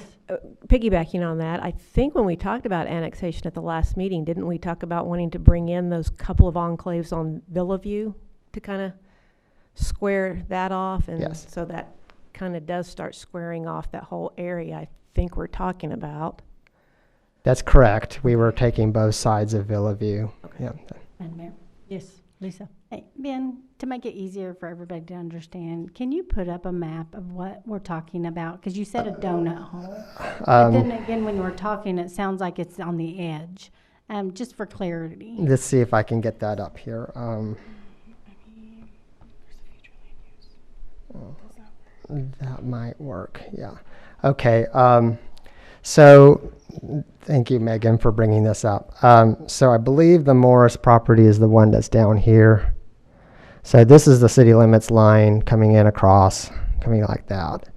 And so everything on this side over is out. They're not in the city limits. So if we were to take this one out, but still take in this and everything there, it would create an enclave where every city is around on all sides. So that's what's causing the problem. So if we were to exclude this and say, well, we won't annex this, we still need to deal with this section because now the development comes in this way, and that would create an enclave essentially even larger where the city surrounds it on all sides. So I'm sympathetic to Ms. Morris's concerns, but there's just not really a lot of, essentially we'd just be denying the annexation, and then we'd have to deal with the subdivision at that point. How do we handle that? Because they're going to want water and sewer from city services without being in the city limits. So. Madam Mayor? Yes, Betsy? Do we know if all her neighbors who have some land there want to be annexed? I believe the neighbors on the top here, obviously this property does. I don't know about, I don't think they wanted, and I'm pretty sure, I'm not 100% sure about these two, but I can research that by the third reading if you want me to give you the exact map of Madam like who wanted in and who didn't. Okay. I know the two properties north. I talked to both of them. They did want in. Okay. Mm-hmm. And it was partly for the septic to be tied in to city septic. Anyone else? I guess here, Ben, is where I've gotten confused, is that there's a difference between the development and the annexation lines, right? The annexation amount is bigger than the development That's amount. correct. There's a map on that. This is, Because we're dealing with both in this packet, looking at this, looks like it is, I thought this was the annexation, and it's cutting this property here, and it's cutting that property. But then this other page shows the annexation is actually this rectangle. if you could look at, Actually a rectangle? yeah, if you look at the screen here I have displayed, I think that might be a better idea. So all this is city here. So Okay. this was the 1969 annexation. So this has already been in for many, many, many years. And so the development is the blue, the preliminary plat. And then we have the larger area, what they're wanting to do is square off two people up on the top of that side. And then we got the neighbors here going along the side. So, but to make this work, to have the blue be able to be inside the city limits, you have to take in all this. There's no other option. You have to do it because you're enclosing it on all four sides, and that's creating an enclave, and we're not allowed to do that. Well, So- what I'm looking at is a page that was in our thing, proposed annex, City of Siloam Springs, December 2022. And it is a rectangle including, That's an incorrect map. I talked to her about it. Yeah. this is what That I'm was not saying, from the we have- city. That was, yeah. And it gets confusing because by this, what I was saying is you are bisecting this property that's been owned by Lionel Marsh forever, and this is cutting off Ms. Morris's property. That happened in 1969. You're saying all Yeah. of this or just the frontage? All of that was from the 69 annexation. Because by a previous thing we have, it shows the city limit just right along the boundary. That's not correct. Yeah. Incorrect. Yeah, that came from the state GIS office. I talked to her about it, but she never redid the map for us, so. It's confusing as to, like that gray one I just showed you, which said proposed annex, and why would it just be a real thin side on the other side of the highway? So this all is already in. Correct. Like all the way around or just this? Everything around that, yeah. All of this is, I'll do that in a different, like hatching, just to make it simpler to, yeah. That is all currently inside city limits. So the annexation is the blue and the red outline. Correct. Now for my next trip. Hopefully that clarifies things, and I apologize. I understand the maps do get very confusing sometimes. Directors, anyone else? Is there anyone in the audience that would like to question or comment on 2314? Yes, sir. Please state your name and address, and you will have 3 minutes. James McGuirk, 412 West University Street. Am I understanding that Miss Morris doesn't want to be annexed in? And I'm pretty sure that's what she said, and she said that she doesn't want to have sewer or water. She wants to keep her well and her septic system. And what am I missing?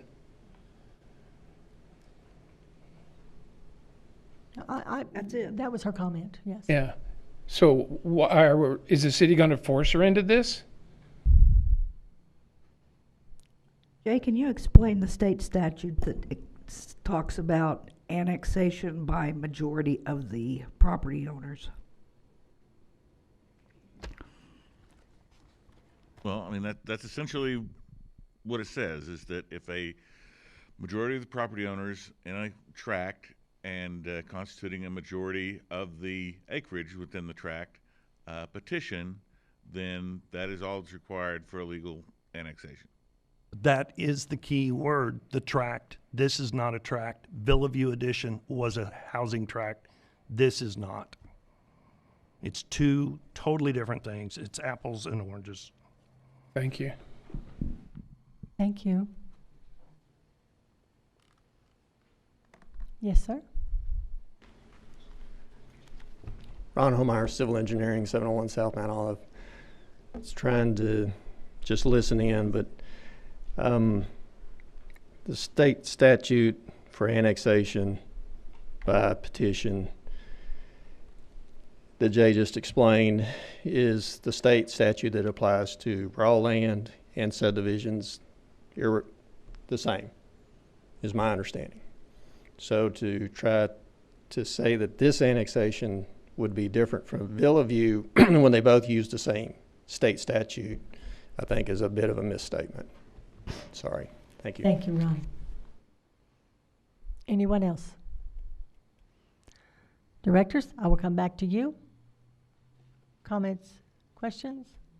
Madam Mayor, Betsy? I know one of the concerns is, her taxes will go up, her utilities will go up. That's a big deal for a single widow. Yeah, I just think we need to see if there's some way to work this out.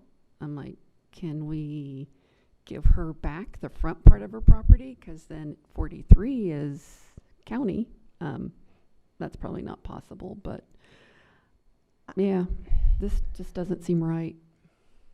And Jay could, Ben Rhodes again. Jay could correct me if I'm wrong, but I believe there is a process to de-annex from the city.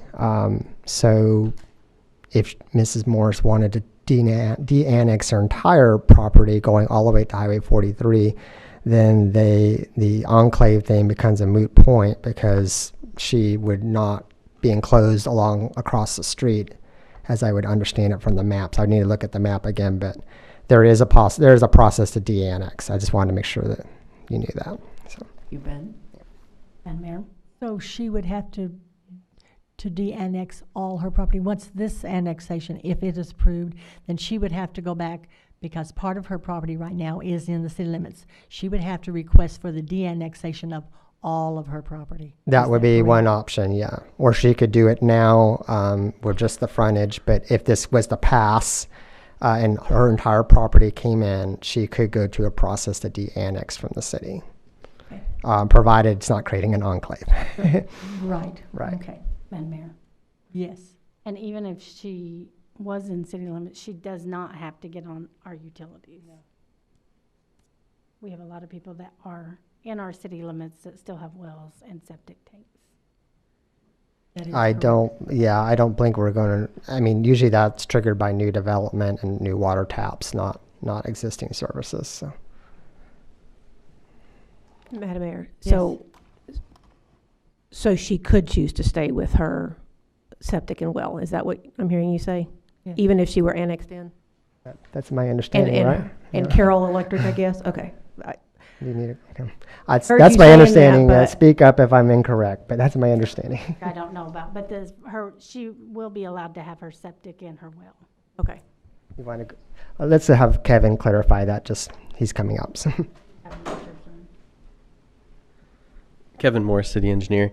That is correct, as long as the new development doesn't propose any new water or sewer within 300 feet. So that would be the thing we would need to check, because that would trigger her requirement to tie into our system. Can you get an answer for that for us? Yes, not tonight, but yes, I can get that answer. So before the third reading, I think you've got a couple of things that you're going to come back to us with. Is that correct? That's correct. Yes. Okay. Madam Mayor? Yes. So, but she has Carroll Electric, so she'd have to go with city. Because, I mean, isn't the city going to do the buyout of everyone? That's the intent, yes. So.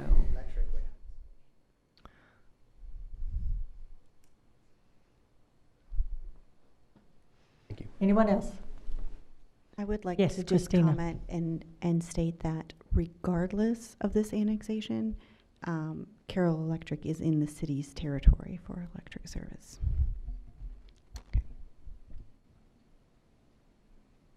So with that, do I have a motion to place ordinance 23-14 on its second reading, suspending the rules and reading title only? So moved. Do I have a second? If there is no second, then this ordinance is not approved by virtue of no second to the motion. I'm sorry. Okay, this is for the annexation. Yes, the Putting it on annexation, third reading. second reading. Okay. Second reading, okay. So, this ordinance fails because there is no second to the motion. So the annexation fails. If you'll give me a moment, I'll get Yes. to that ordinance. I Thank have you. to read. Okay.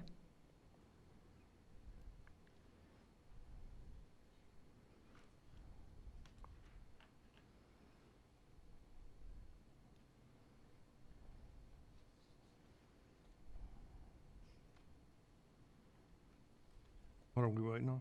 Christina has to read the ordinance because it failed, and the motion was to suspend the rules, reading title only, and if it fails, Only if it passes. no. Really?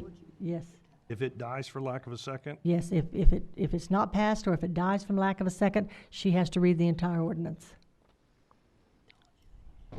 I thought if it died for lack of a second, there's no further action. She still has to read the ordinance. It was a motion Yeah. to suspend. Right. Reading by title only is what you were voting on. And since there was no, To move it forward, yes, which but- didn't happen. right, so she now has to read the whole ordinance.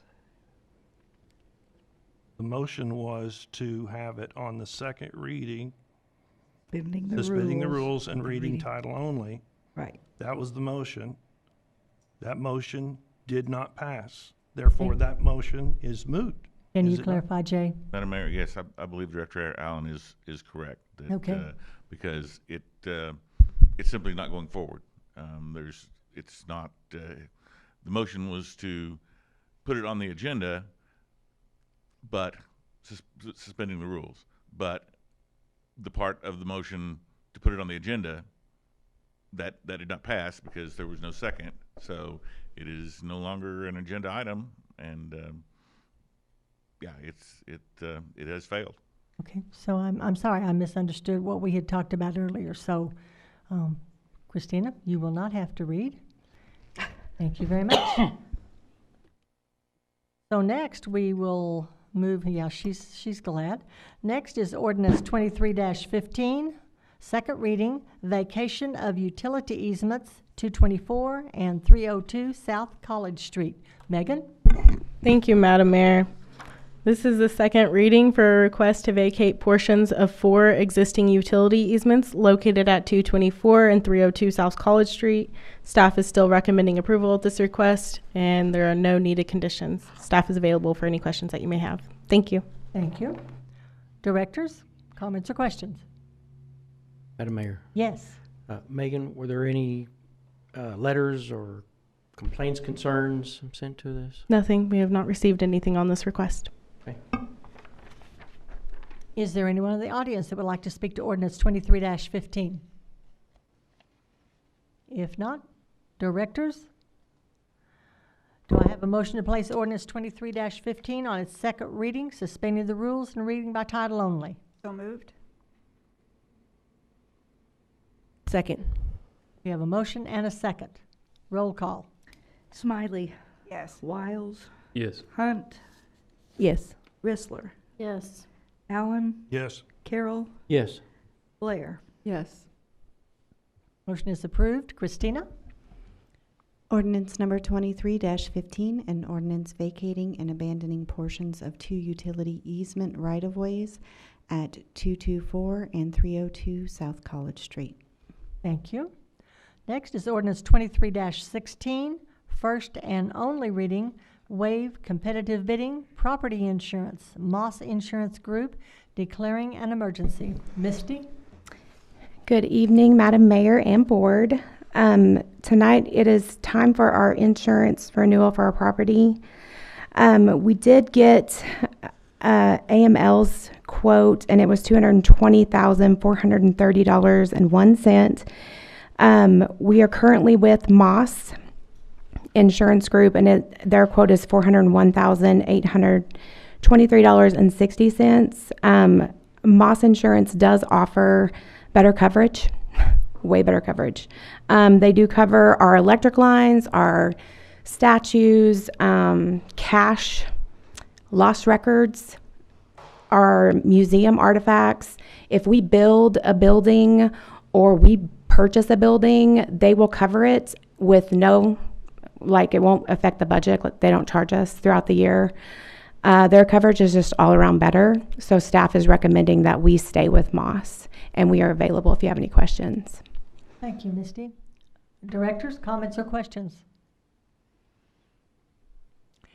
There being none, is there anyone in the audience that has a comment or question on ordinance 23-16? If not, do I have a motion to place ordinance 23-16 on its first and only reading, suspending the rules, reading title only? So moved. Second. We have a motion and a second. Roll call. Wiles. Yes. Hunt. Yes. Rissler. Yes. Allen. Yes. Carroll. Yes. Blair. Yes. Smiley. Yes. Motion is approved. Christina? Ordinance number 23-16, an ordinance authorizing an agreement with Moss Insurance Group for the provision of property insurance for the city, waiving the requirement of competitive bidding and declaring an emergency. Thank you. Do I have a motion to adopt ordinance 23-16? So moved. Second. We have a motion and a second to adopt. Roll call. Hunt. Yes. Rissler. Yes. Allen. Yes. Carroll. Yes. Blair. Yes. Smiley. Yes. Wiles. Yes. Motion is approved. Do I have a motion to approve the emergency clause for ordinance 23-16? So moved. Second. We have a motion and a second to adopt the emergency clause. Roll call. Rissler. Yes. Allen. Yes. Carroll. Yes. Blair. Yes. Smiley. Yes. Wiles. Yes. Hunt. Yes. Ordinance 23-16 is adopted along with the emergency clause. Next is our resolutions. Resolution 28-23, significant development permit at the 1800 to 1900 block of Aslan Place, Rosemead Townhomes. Ben? Thank you, Madam Mayor, members of the board. We got that up. As you're aware, both these resolutions, 28 and 29-23, were tabled at the last board meeting on June 6th. At that meeting, staff was asked to come back to you with details on the conditions as well as the parking space code interpretation. So before you is a slide, is an excerpt of the internal memo regarding the parking interpretation that came about due to complaints that we received about parking conditions, particularly with new duplexes off of Country Club Road. And to paraphrase this, it's stating that each dwelling unit by code is required to have 2 parking spaces, and further, again, by the city code, that each of these spaces shall be have direct access from the driveway or parking lane to a street. If staff was to only count the parking in the garage with the second space essentially blocking access to the drive, being parked in the driveway, we believe that arguments can be made that the interior garage space would be no longer accessible to the driveway or parking lane due to it being blocked by the other car. So the memo goes on to state that tandem spaces, as defined by 2 spaces centered on one line, will not be counted as meeting the 2-space requirement per dwelling unit, and all parking must be vehicular accessible to the street. So when this was clarified, we did reach out to some applicants that were impacted by this change. That was including Roush Coleman Homes, as well as the developer of 1903 Aslan Place. And we also mentioned this interpretation in a pre-application conference that was held with the agent on this project back on October 18th, 2022. So going into more details, I always like to give you guys some visuals to look at just to kind of clarify what I'm talking about. The image on the left side is the old interpretation. So what you're looking at is a duplex. I added a black line there to distinguish between the two units of the duplex.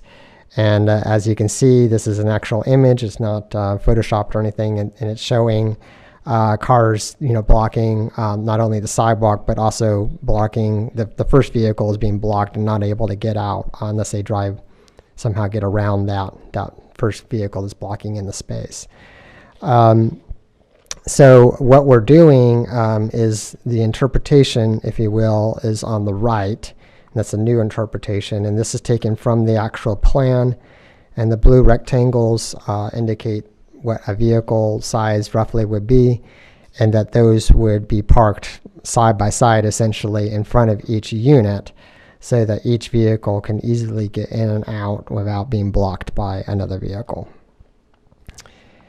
And so moving into the conditions themselves, these are the planning conditions, and then we're going to go over to engineering.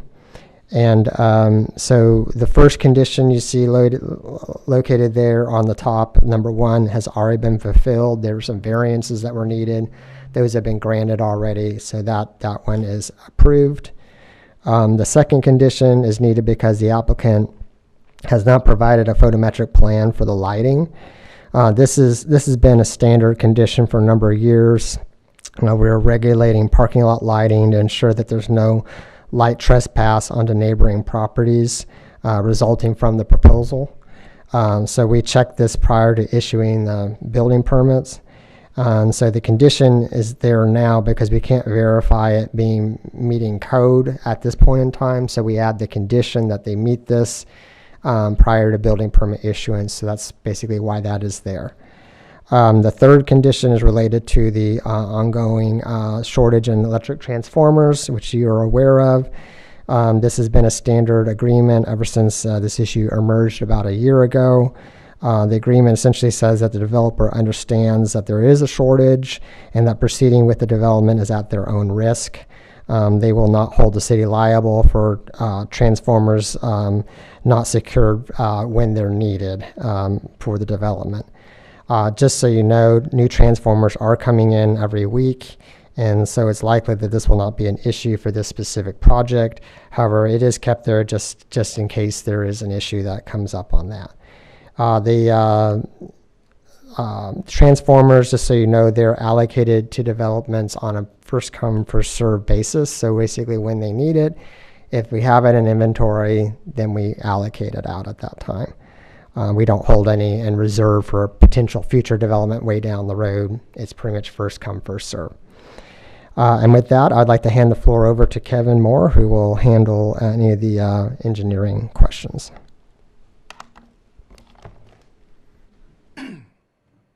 Thank you, Ben. Kevin Moore, City Engineer. Engineering provided conditions number 4 and 5 for these projects. I do need to state for clarification that 4 and 5 don't apply to the second single development. Number 5 was removed, but 4 was left on by mistake, so I apologize for that. So this 4 and 5 are only for the first larger significant development. Condition number 4 states that an updated drainage analysis, including the off-site flows through the drainage channel on the rear of each lot, shall be approved by the city engineer prior to building permit issuance. This was made a condition after a request for additional information. The drainage report that was provided with the initial submittal only included the flows generated by the site and not the existing flows that also came through that channel already.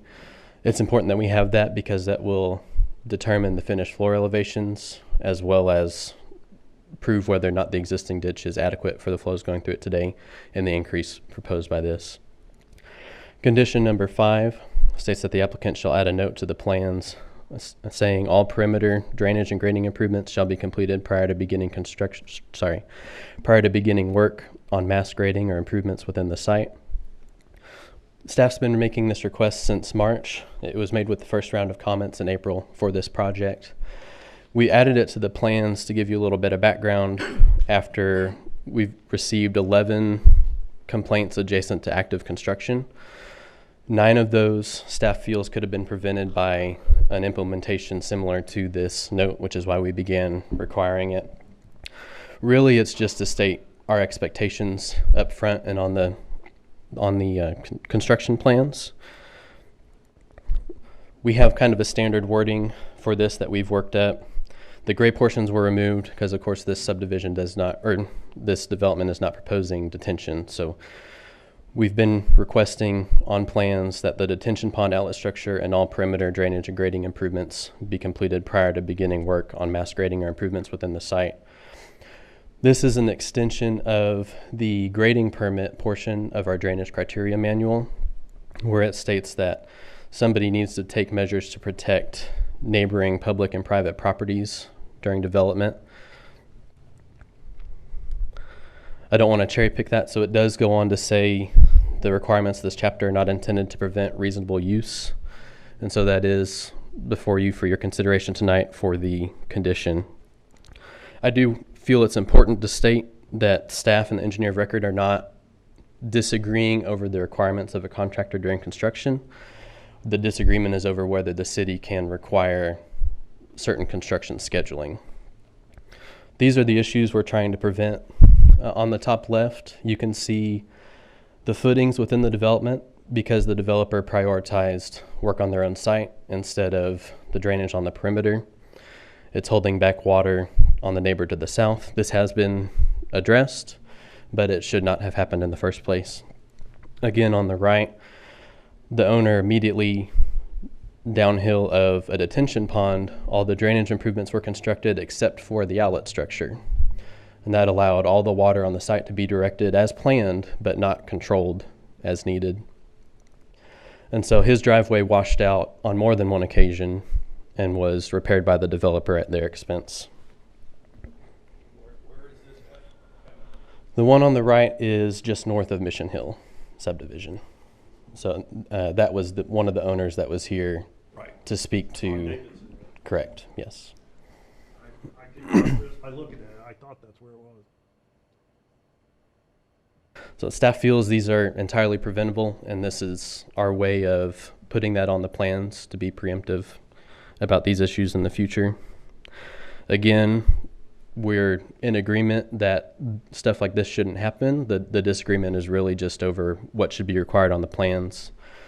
We have proposed a possibly less strict wording. You can see up there on the right that follows our drainage manual more closely, saying that persons engaged in land alteration activities shall schedule grading and drainage improvements in a way that protects neighboring properties from erosion, ponding, sediment, or increased stormwater discharge.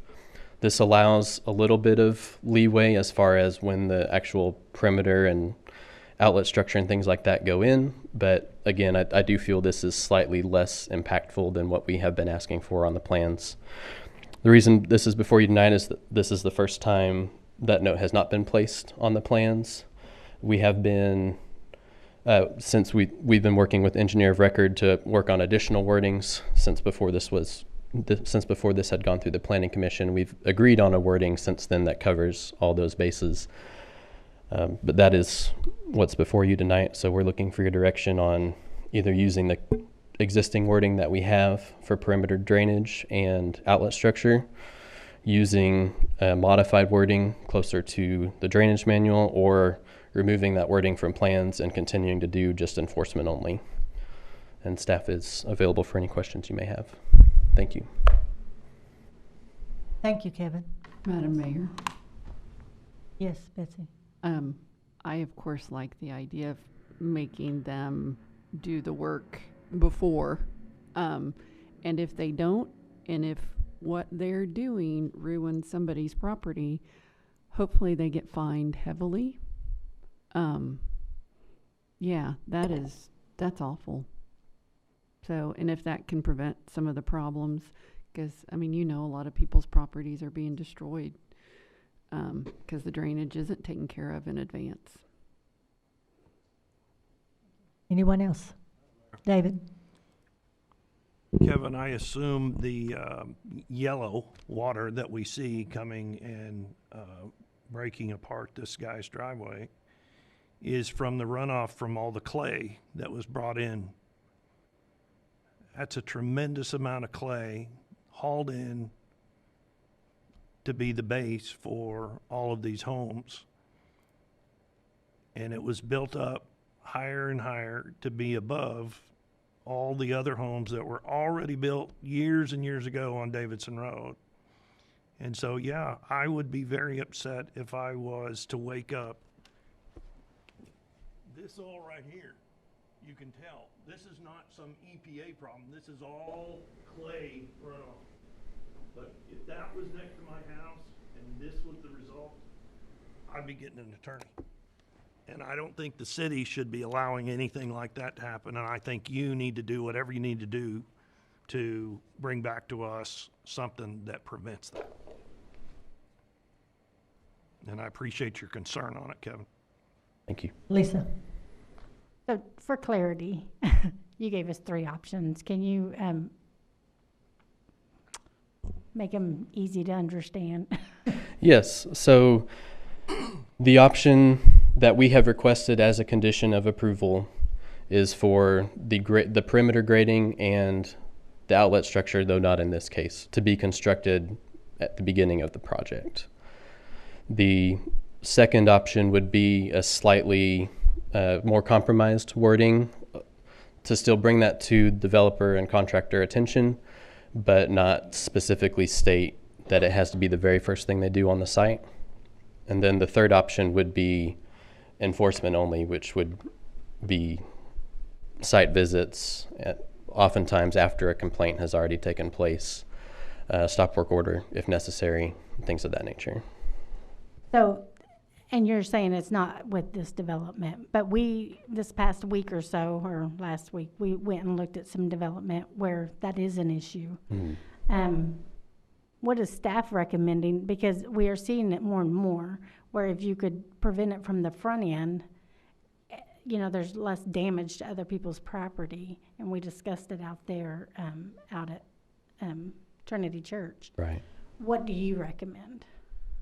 Staff's recommendation is that the perimeter and the outlet structure be constructed at the very beginning of the project. Can you speak up and put it? Yes. Bring the mic. There you Yes. Our recommendation is that outlet structures, detention ponds, and perimeter drainage improvements be constructed at the very beginning of a project. That is your number one option that Yes. you gave them, right? Yes, that's correct. Madam Mayor, Yes, Ken? if that's what you suggest, then I would go with that. And I'm seeing a lot of heads nodding yes. Is that in agreement? Yes? Okay, so I think you have your direction for that. Thank you. So, looking at what we have before us, Resolution 28-23 with the listed conditions, and one of those conditions, tell us again about what it is on the drainage for this particular project. Yes, I apologize. The 2823, all 5 conditions are being recommended by staff. The second one, 2923, only the first 3 conditions. The fourth one is not needed. Okay, all right. Thank you. The fourth one is not what? The fourth one was a mistake on my part that it copied over to the second development. Okay. You're talking about Resolution 29-23. Yes. Yes. Without number 4, yes. Yes. 2823, all 5 conditions as recommended by staff. 2923, the 4th condition removed. Thank you, Kevin. So, directors, with that information before you, do I have any questions or comments on Resolution 2823? We'll take these one at a time. No? Anyone in the audience? State your name and address for us, please, sir. Ron Holmeyer, Civil Engineering. Yeah, of course I'm back. Same comment. I understand y'all like the number 5 condition, and I don't have a problem with it. My contention is there's no ordinance that requires this, and so therefore it seems like an arbitrary condition the way it's written. And so if you do want that, then in my opinion, you need to pass an ordinance that says they have to where you dictate the construction sequencing. Because there's nothing in the ordinance or the drainage manual that he's pointed out to you tonight that, in my opinion, says you can dictate the construction sequence. So that's the reason I'm opposed to number 5. Thank you. Thank you, Ron. Which, let's just go over that. The applicant shall add a note to the plan stating that all perimeter drainage grading improvements shall be completed prior to beginning work on mass grading or improvements within the site. So, because we don't have anything that requires that, are we needing to have an ordinance that requires that? Kevin.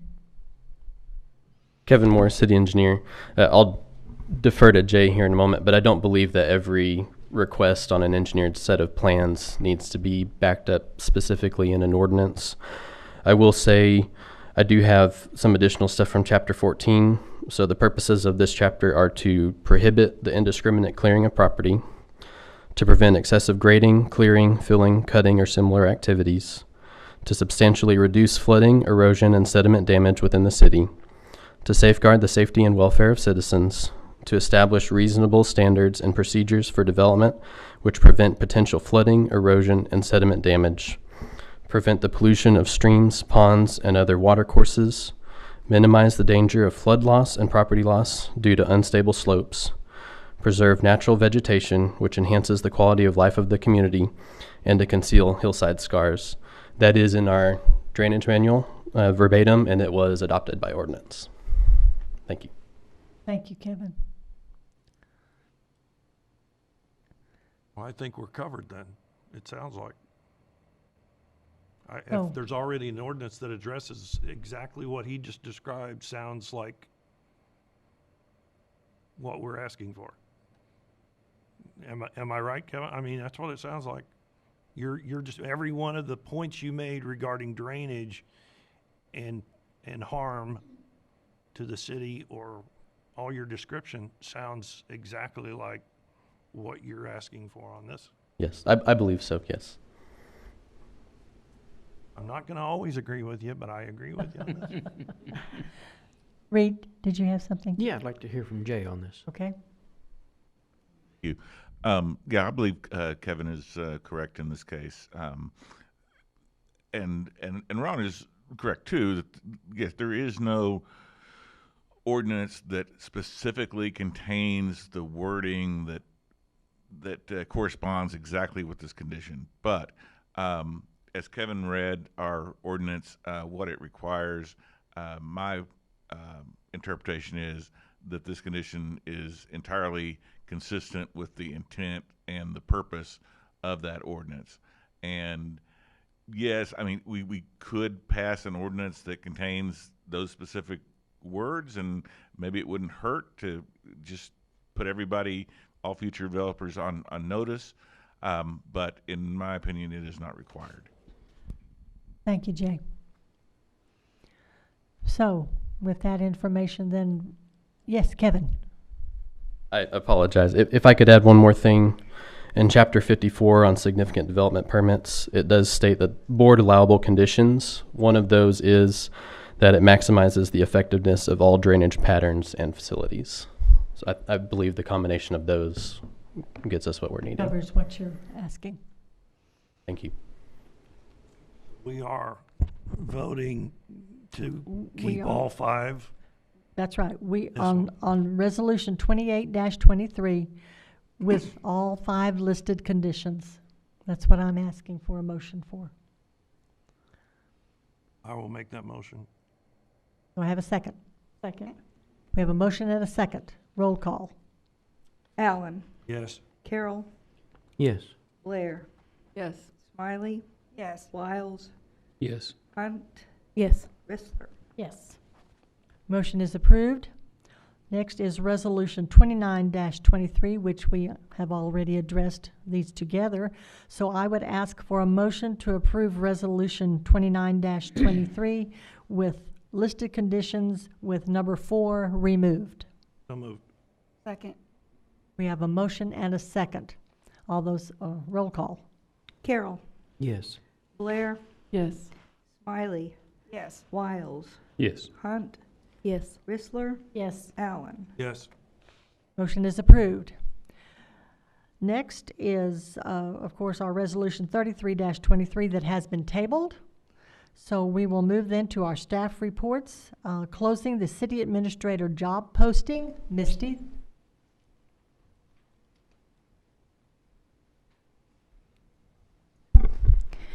Hello again, Misty McLaughlin, HR Director. I really just want direction from the board on if you guys want to close the city administrator position. Do we leave it open? We are still getting a few applications trickling in, and we do have some people saying, well, we were going to apply, but now we're not going to. So I don't really know. I just want your guys to talk about it and let me know what to do, because I'm not really sure what to do at this point. Madam Mayor, Yes. I recommend closing it because we've already announced that we're at the top 4. But I will take whatever the other directors want. So, Madam Mayor, directors, yes. I feel the opposite. I don't think you should close a position until you've hired someone unless you've previously stated we will have this position open until, which we did not. We may have 4 interviews in executive session and come out of that saying, we need to look at a 5th person. I highly doubt that. That's not going to happen in my opinion, but I don't think you close a position when it's been left open until you actually go ahead and hire the person because of the precedents we've already not had a closing date. Madam Mayor, Yes. if we do vote to keep it open, I think we shouldn't keep paying for advertising. Well, if that's the question, is that the question? Well, I mean, you would have to, yes, you do keep paying for Well, advertising. you're saying keeping it open in terms of, It does Advertising. cost to keep it open, yes. oh. Well, you didn't say that. Yeah. So what is your pleasure? Do you want her to stop Madam paying Mayor. for the advertisement, or? I thought it So was it- just informally that we were keeping, that we weren't, but So, stopping payment for posting the position doesn't necessarily mean there might not be someone that has seen the posting and still could send an application in. So, They definitely could. yeah, so it's not, you're not asking us to quit.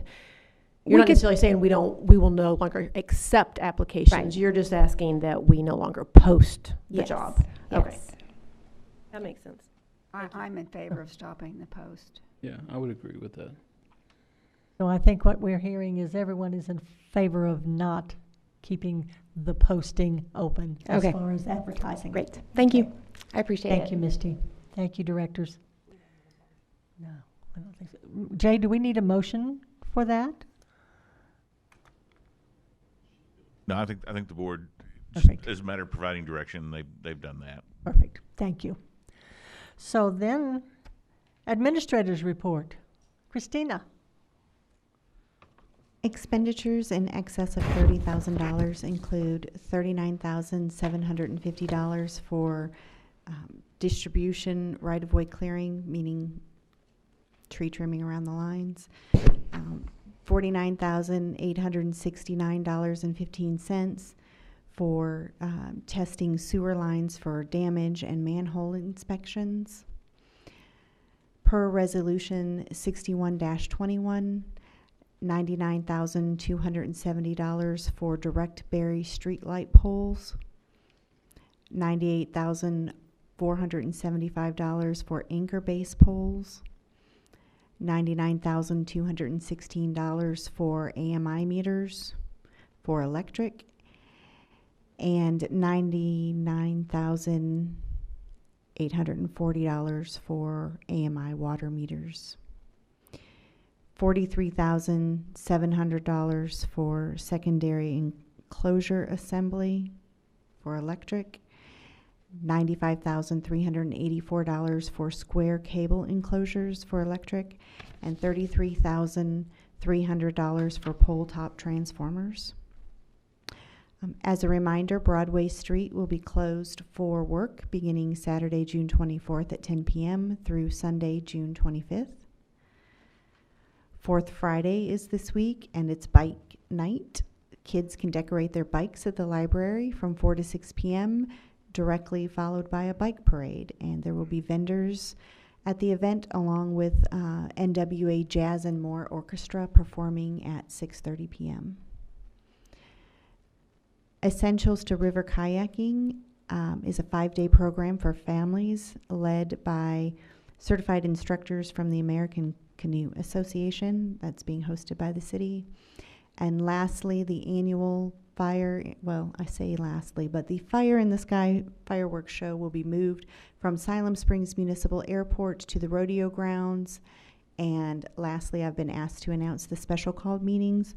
So the 4 city administrator candidates submitted by the selection committee will be interviewed in the next 2 weeks as follows: Thursday, June 22nd, Friday, June 23rd, Tuesday, June 27th, and Thursday, June 29th. And all these special called meetings for interviews are scheduled at 9:30 a.m. And that is all. Thank you, Christina. So with that, we will move to the director's reports. And tonight, we will start with you, Mindy. Can I start with asking a question about the candidate interview process? We received notification today that we would be making a decision right after the final interview on the 29th. I don't remember deciding that for sure. Where did that come about? I'll speak on that. So in the meeting, we discussed we wanted it done by the end of June to make a decision, did we not?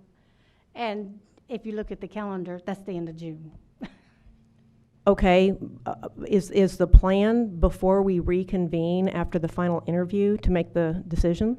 We don't have to, but the idea was that you wanted it by the end of June. So I conveyed to staff exactly what was said. So that was not on staff, that was on what I conveyed. Okay,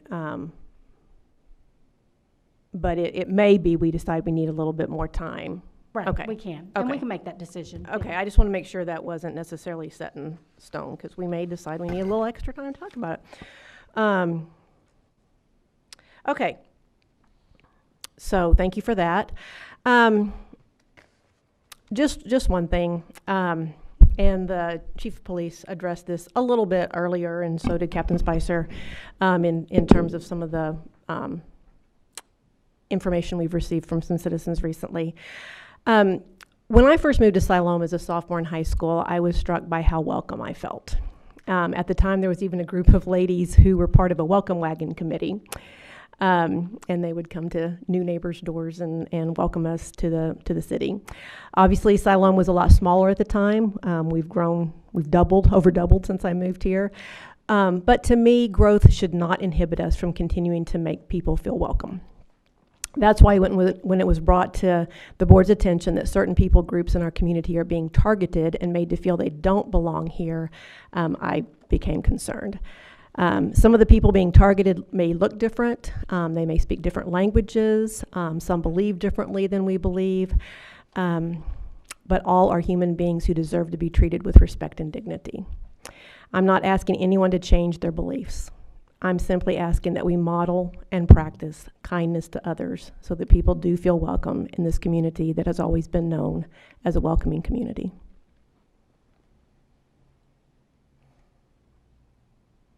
Yeah, that's all. Am I up? Short and sweet, there you go. That's my motto, but not tonight. No, per request, I just have something here that I would like to read. On May 16th, Director Allen read a very sincere and heartfelt message as to his vision for this city. while I'm not nearly as eloquent as my fellow board members, I would also like to share what motivates my thought process. I think there are many things we can all agree that we would like to continue to see in this beautiful city. A thriving downtown, consistent, monitored, and sustained growth, a close-knit community, solid family values that lead to an enhanced quality of life. There are many things that add up to this happening, as have been mentioned in the past. A common sense approach to fiscal responsibility, monitored utility rates, improvements in streets and drainage, and an emphasis on citizen safety. All of this combined with an increasing sense of fairness and respect for everyone will continue to make Siloam Springs the wonderful, friendly place that it is. It's been said before and will be said many times in the future that serving the citizens of this city is an honor and a privilege. It is a task that none of the board members takes lightly. For us to do our job efficiently and effectively requires communication and working together. And I hope that we can all make it a goal to improve in this regard so that we can have meaningful discussions that lead to understanding and unity of purpose. Well, there are individuals that, from time to time, do not agree with me. I have been entrusted to gather facts and make the best decision I can. While I am here to serve the citizens of this town, my duty and responsibility to serve lies with one who is mightier than I. I have promised to make my decisions to the best of my ability, and I constantly seek God's wisdom and guidance in hopes of doing so. I seek nothing for myself other than devoting my efforts to make Siloam Springs the best it can be. Most of the time this is made easily because of the tremendously talented people we have working for this city. And at the end of the day, I thank God that I live where I live and that I get to take part in advancing an amazing place to call home. Thank you. Thank you, Ken. Betsy? First, I wanted to point out for everyone that the next board meeting will be Wednesday, July 5th, not the 4th. So, oh, and just FYI, I had asked Christina, and she was looking into how to do it. I asked that the personnel ordinance, which had been tabled, just be withdrawn. It wasn't really what I'd asked for. It was pretty convoluted. We were spending a lot of time on it. So Christina's figuring out how to withdraw something that has been tabled, and somebody can redo it if they want and do it another time. Anyway, I asked Christina just this afternoon, so I know she hasn't had time to do anything. But I know citizens are wondering about fiber internet. So Brightspeed had said they would start in August. So far, none of my contacts can verify that. The other thing I wondered about, and I asked Christina, is Ozark Go. We were concerned about the cost if we partnered with them. I don't know if Ozark Go would be interested in bringing fiber on their own. My understanding is their prices are lower and their service is really good. So I haven't forgotten it for anybody out there, because I know a lot of people keep asking. And then, yeah, I think the police, the commendations, it brought tears to my eyes. I just appreciate what they do so much. Yeah, it's awesome. And I'm looking at you two. So I appreciate what both of you do, and looking out for the citizens, and even what you shared about de-annexation and just making things better for the people who are already here. That's why I do what I do, and it means a lot to me. I really appreciate y'all. And then last thing, there is no room for hate in this town. Absolutely not. And I appreciate the police department who got on that immediately with the signs, investigating, taking things down. I really appreciate them staying on top of that, because that is not something that is okay in this community. So that is all. Thank you, Betsy. Lisa? So I just have a question. Do we have that community meeting planned?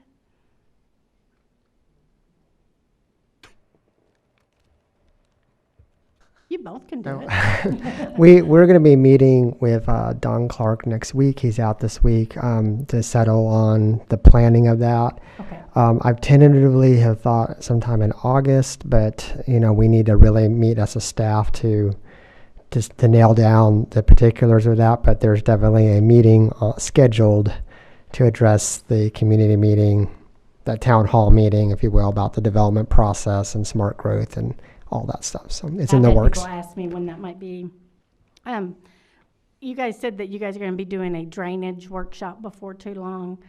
One of the things I hope you cover that I don't think a lot of people understand is the clay that's around here and how water does not absorb. Is that correct? And that's why we are having a lot of drainage issues. Not the only reason, but that adds to it. And I think, because I've had a lot of people call me and they don't understand how clay affects the water drainage in our area. And I'd also, so when we were having issues with the Brentwood drainage, and we're finally moving forward on that, we brought in that neighborhood and anybody that we had a meeting here to the public that anybody that's affected by that drainage was able to come to. I would like to see that we do more of those to involve the community, to let them know, because they're always asking, where are we at? What are we doing? Why is that not fixed? And if you involve them, then they're included and they know that it's being worked on. And so that's something I hope that we look on doing more of those, because we talked about that out at Trinity as well, as because that was affecting a large group of people. And so if we could have a meeting, that would help them. Thank you, Lisa. Reed? Thank you, Madam Mayor. This last weekend, we saw some storms come through in the Oklahoma area and northwest Arkansas. But throughout all of it, my light turned on when I hit the switch. My water worked. I applaud the city of Siloam Springs and the work that was done with our utilities. We had people actually coming from Tulsa bringing their frozen items because their freezers were out.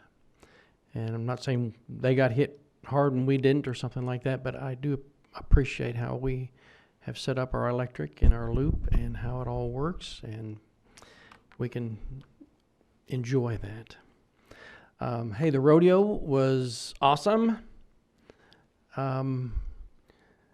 Took my 2 grandchildren there, first rodeo they'd ever been to. Couldn't hardly get them there, but once we were there, we couldn't get them out of there. But really applaud how it's put together. It's something that if you've not been to one, you may not live in that cowboy world, but it's quite a neat deal. This coming Friday, we have the 4th Friday, the bike night, something to look forward to. The last one we had last month was really good. I want to say something concerning the police and how things are dealt with. Chief Gilbert addressed that with a couple of his guys, and one of the things that I wanted it brought forth was because so many times we see something happen, we report it.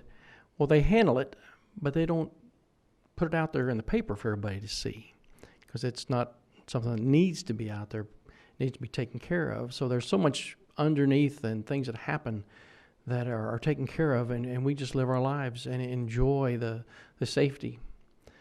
So I applaud our police department for what they do and how it's done, and that they are working tirelessly, it's the word,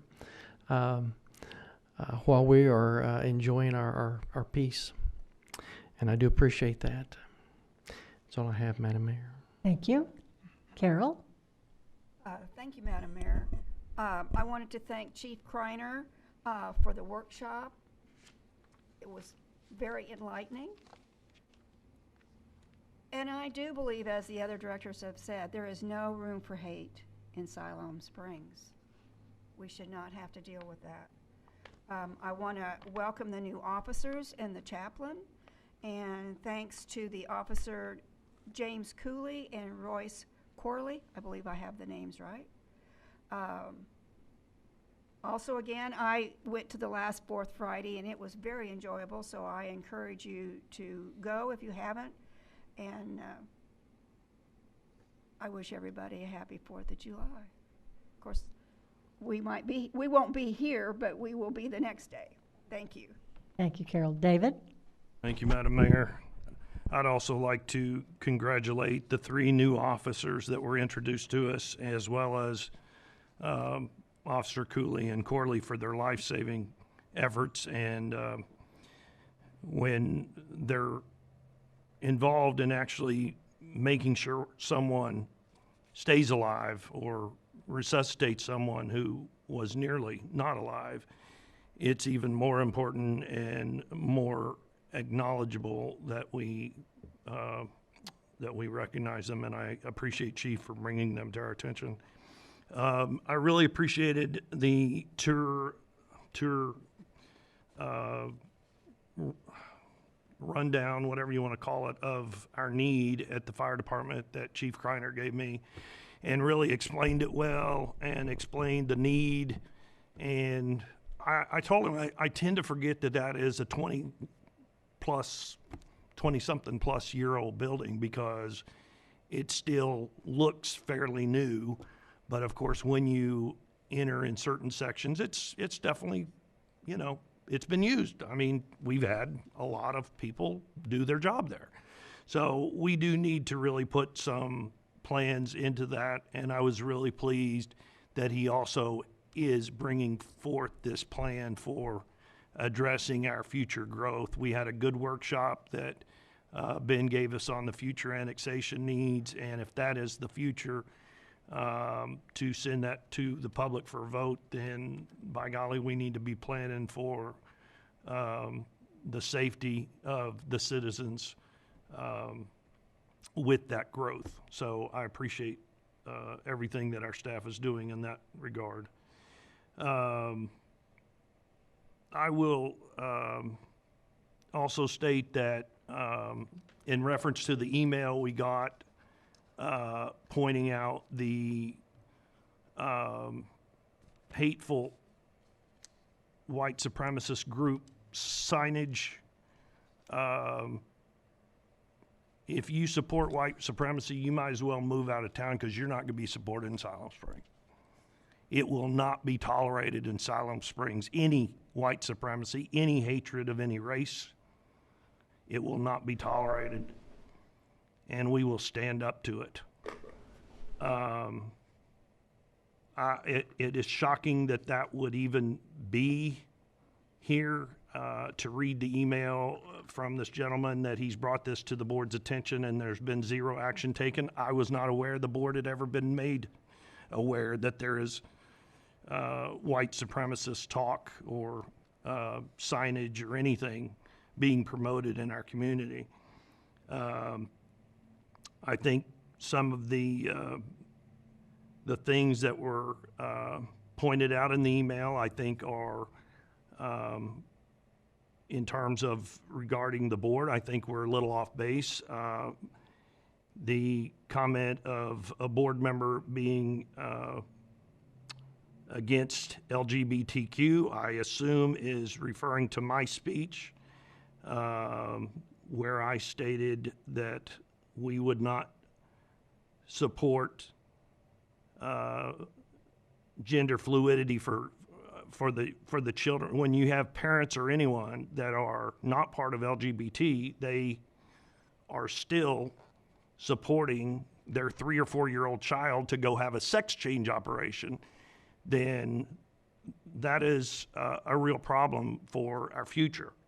And that is what I was referencing.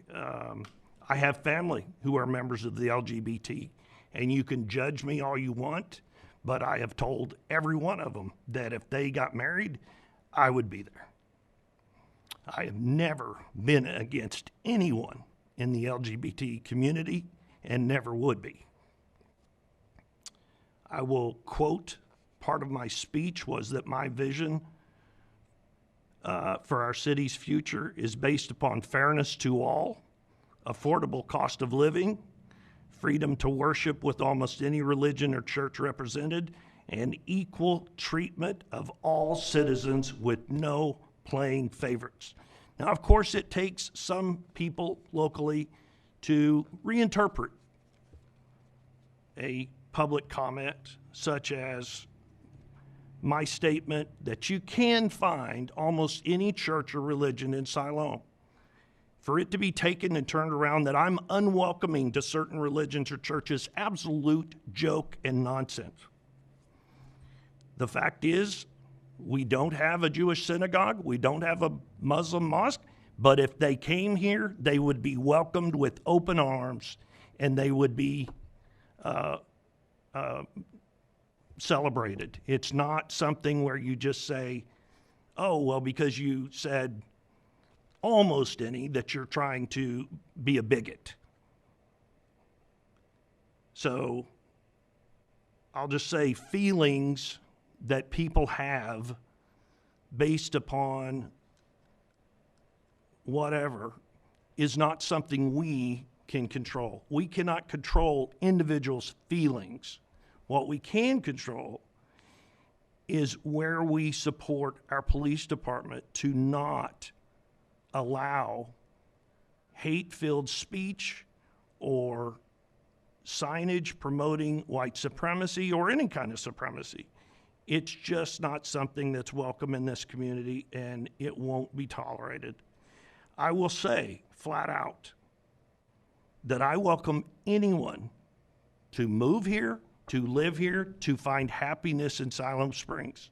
I have never been against anyone finding that.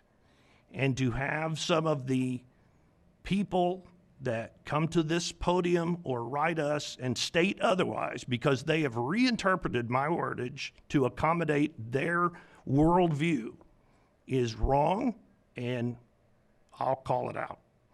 So thank you. I appreciate everyone being here tonight, and I appreciate this community standing up and saying we will not tolerate anything like white supremacy or hate speech or hate in general. That's all I have to say. Madam Mayor, I make a motion, we adjourn. Do I have a second? Second. We have a motion and a second to adjourn. All those in favor say aye. Aye. We are adjourned. Thank you.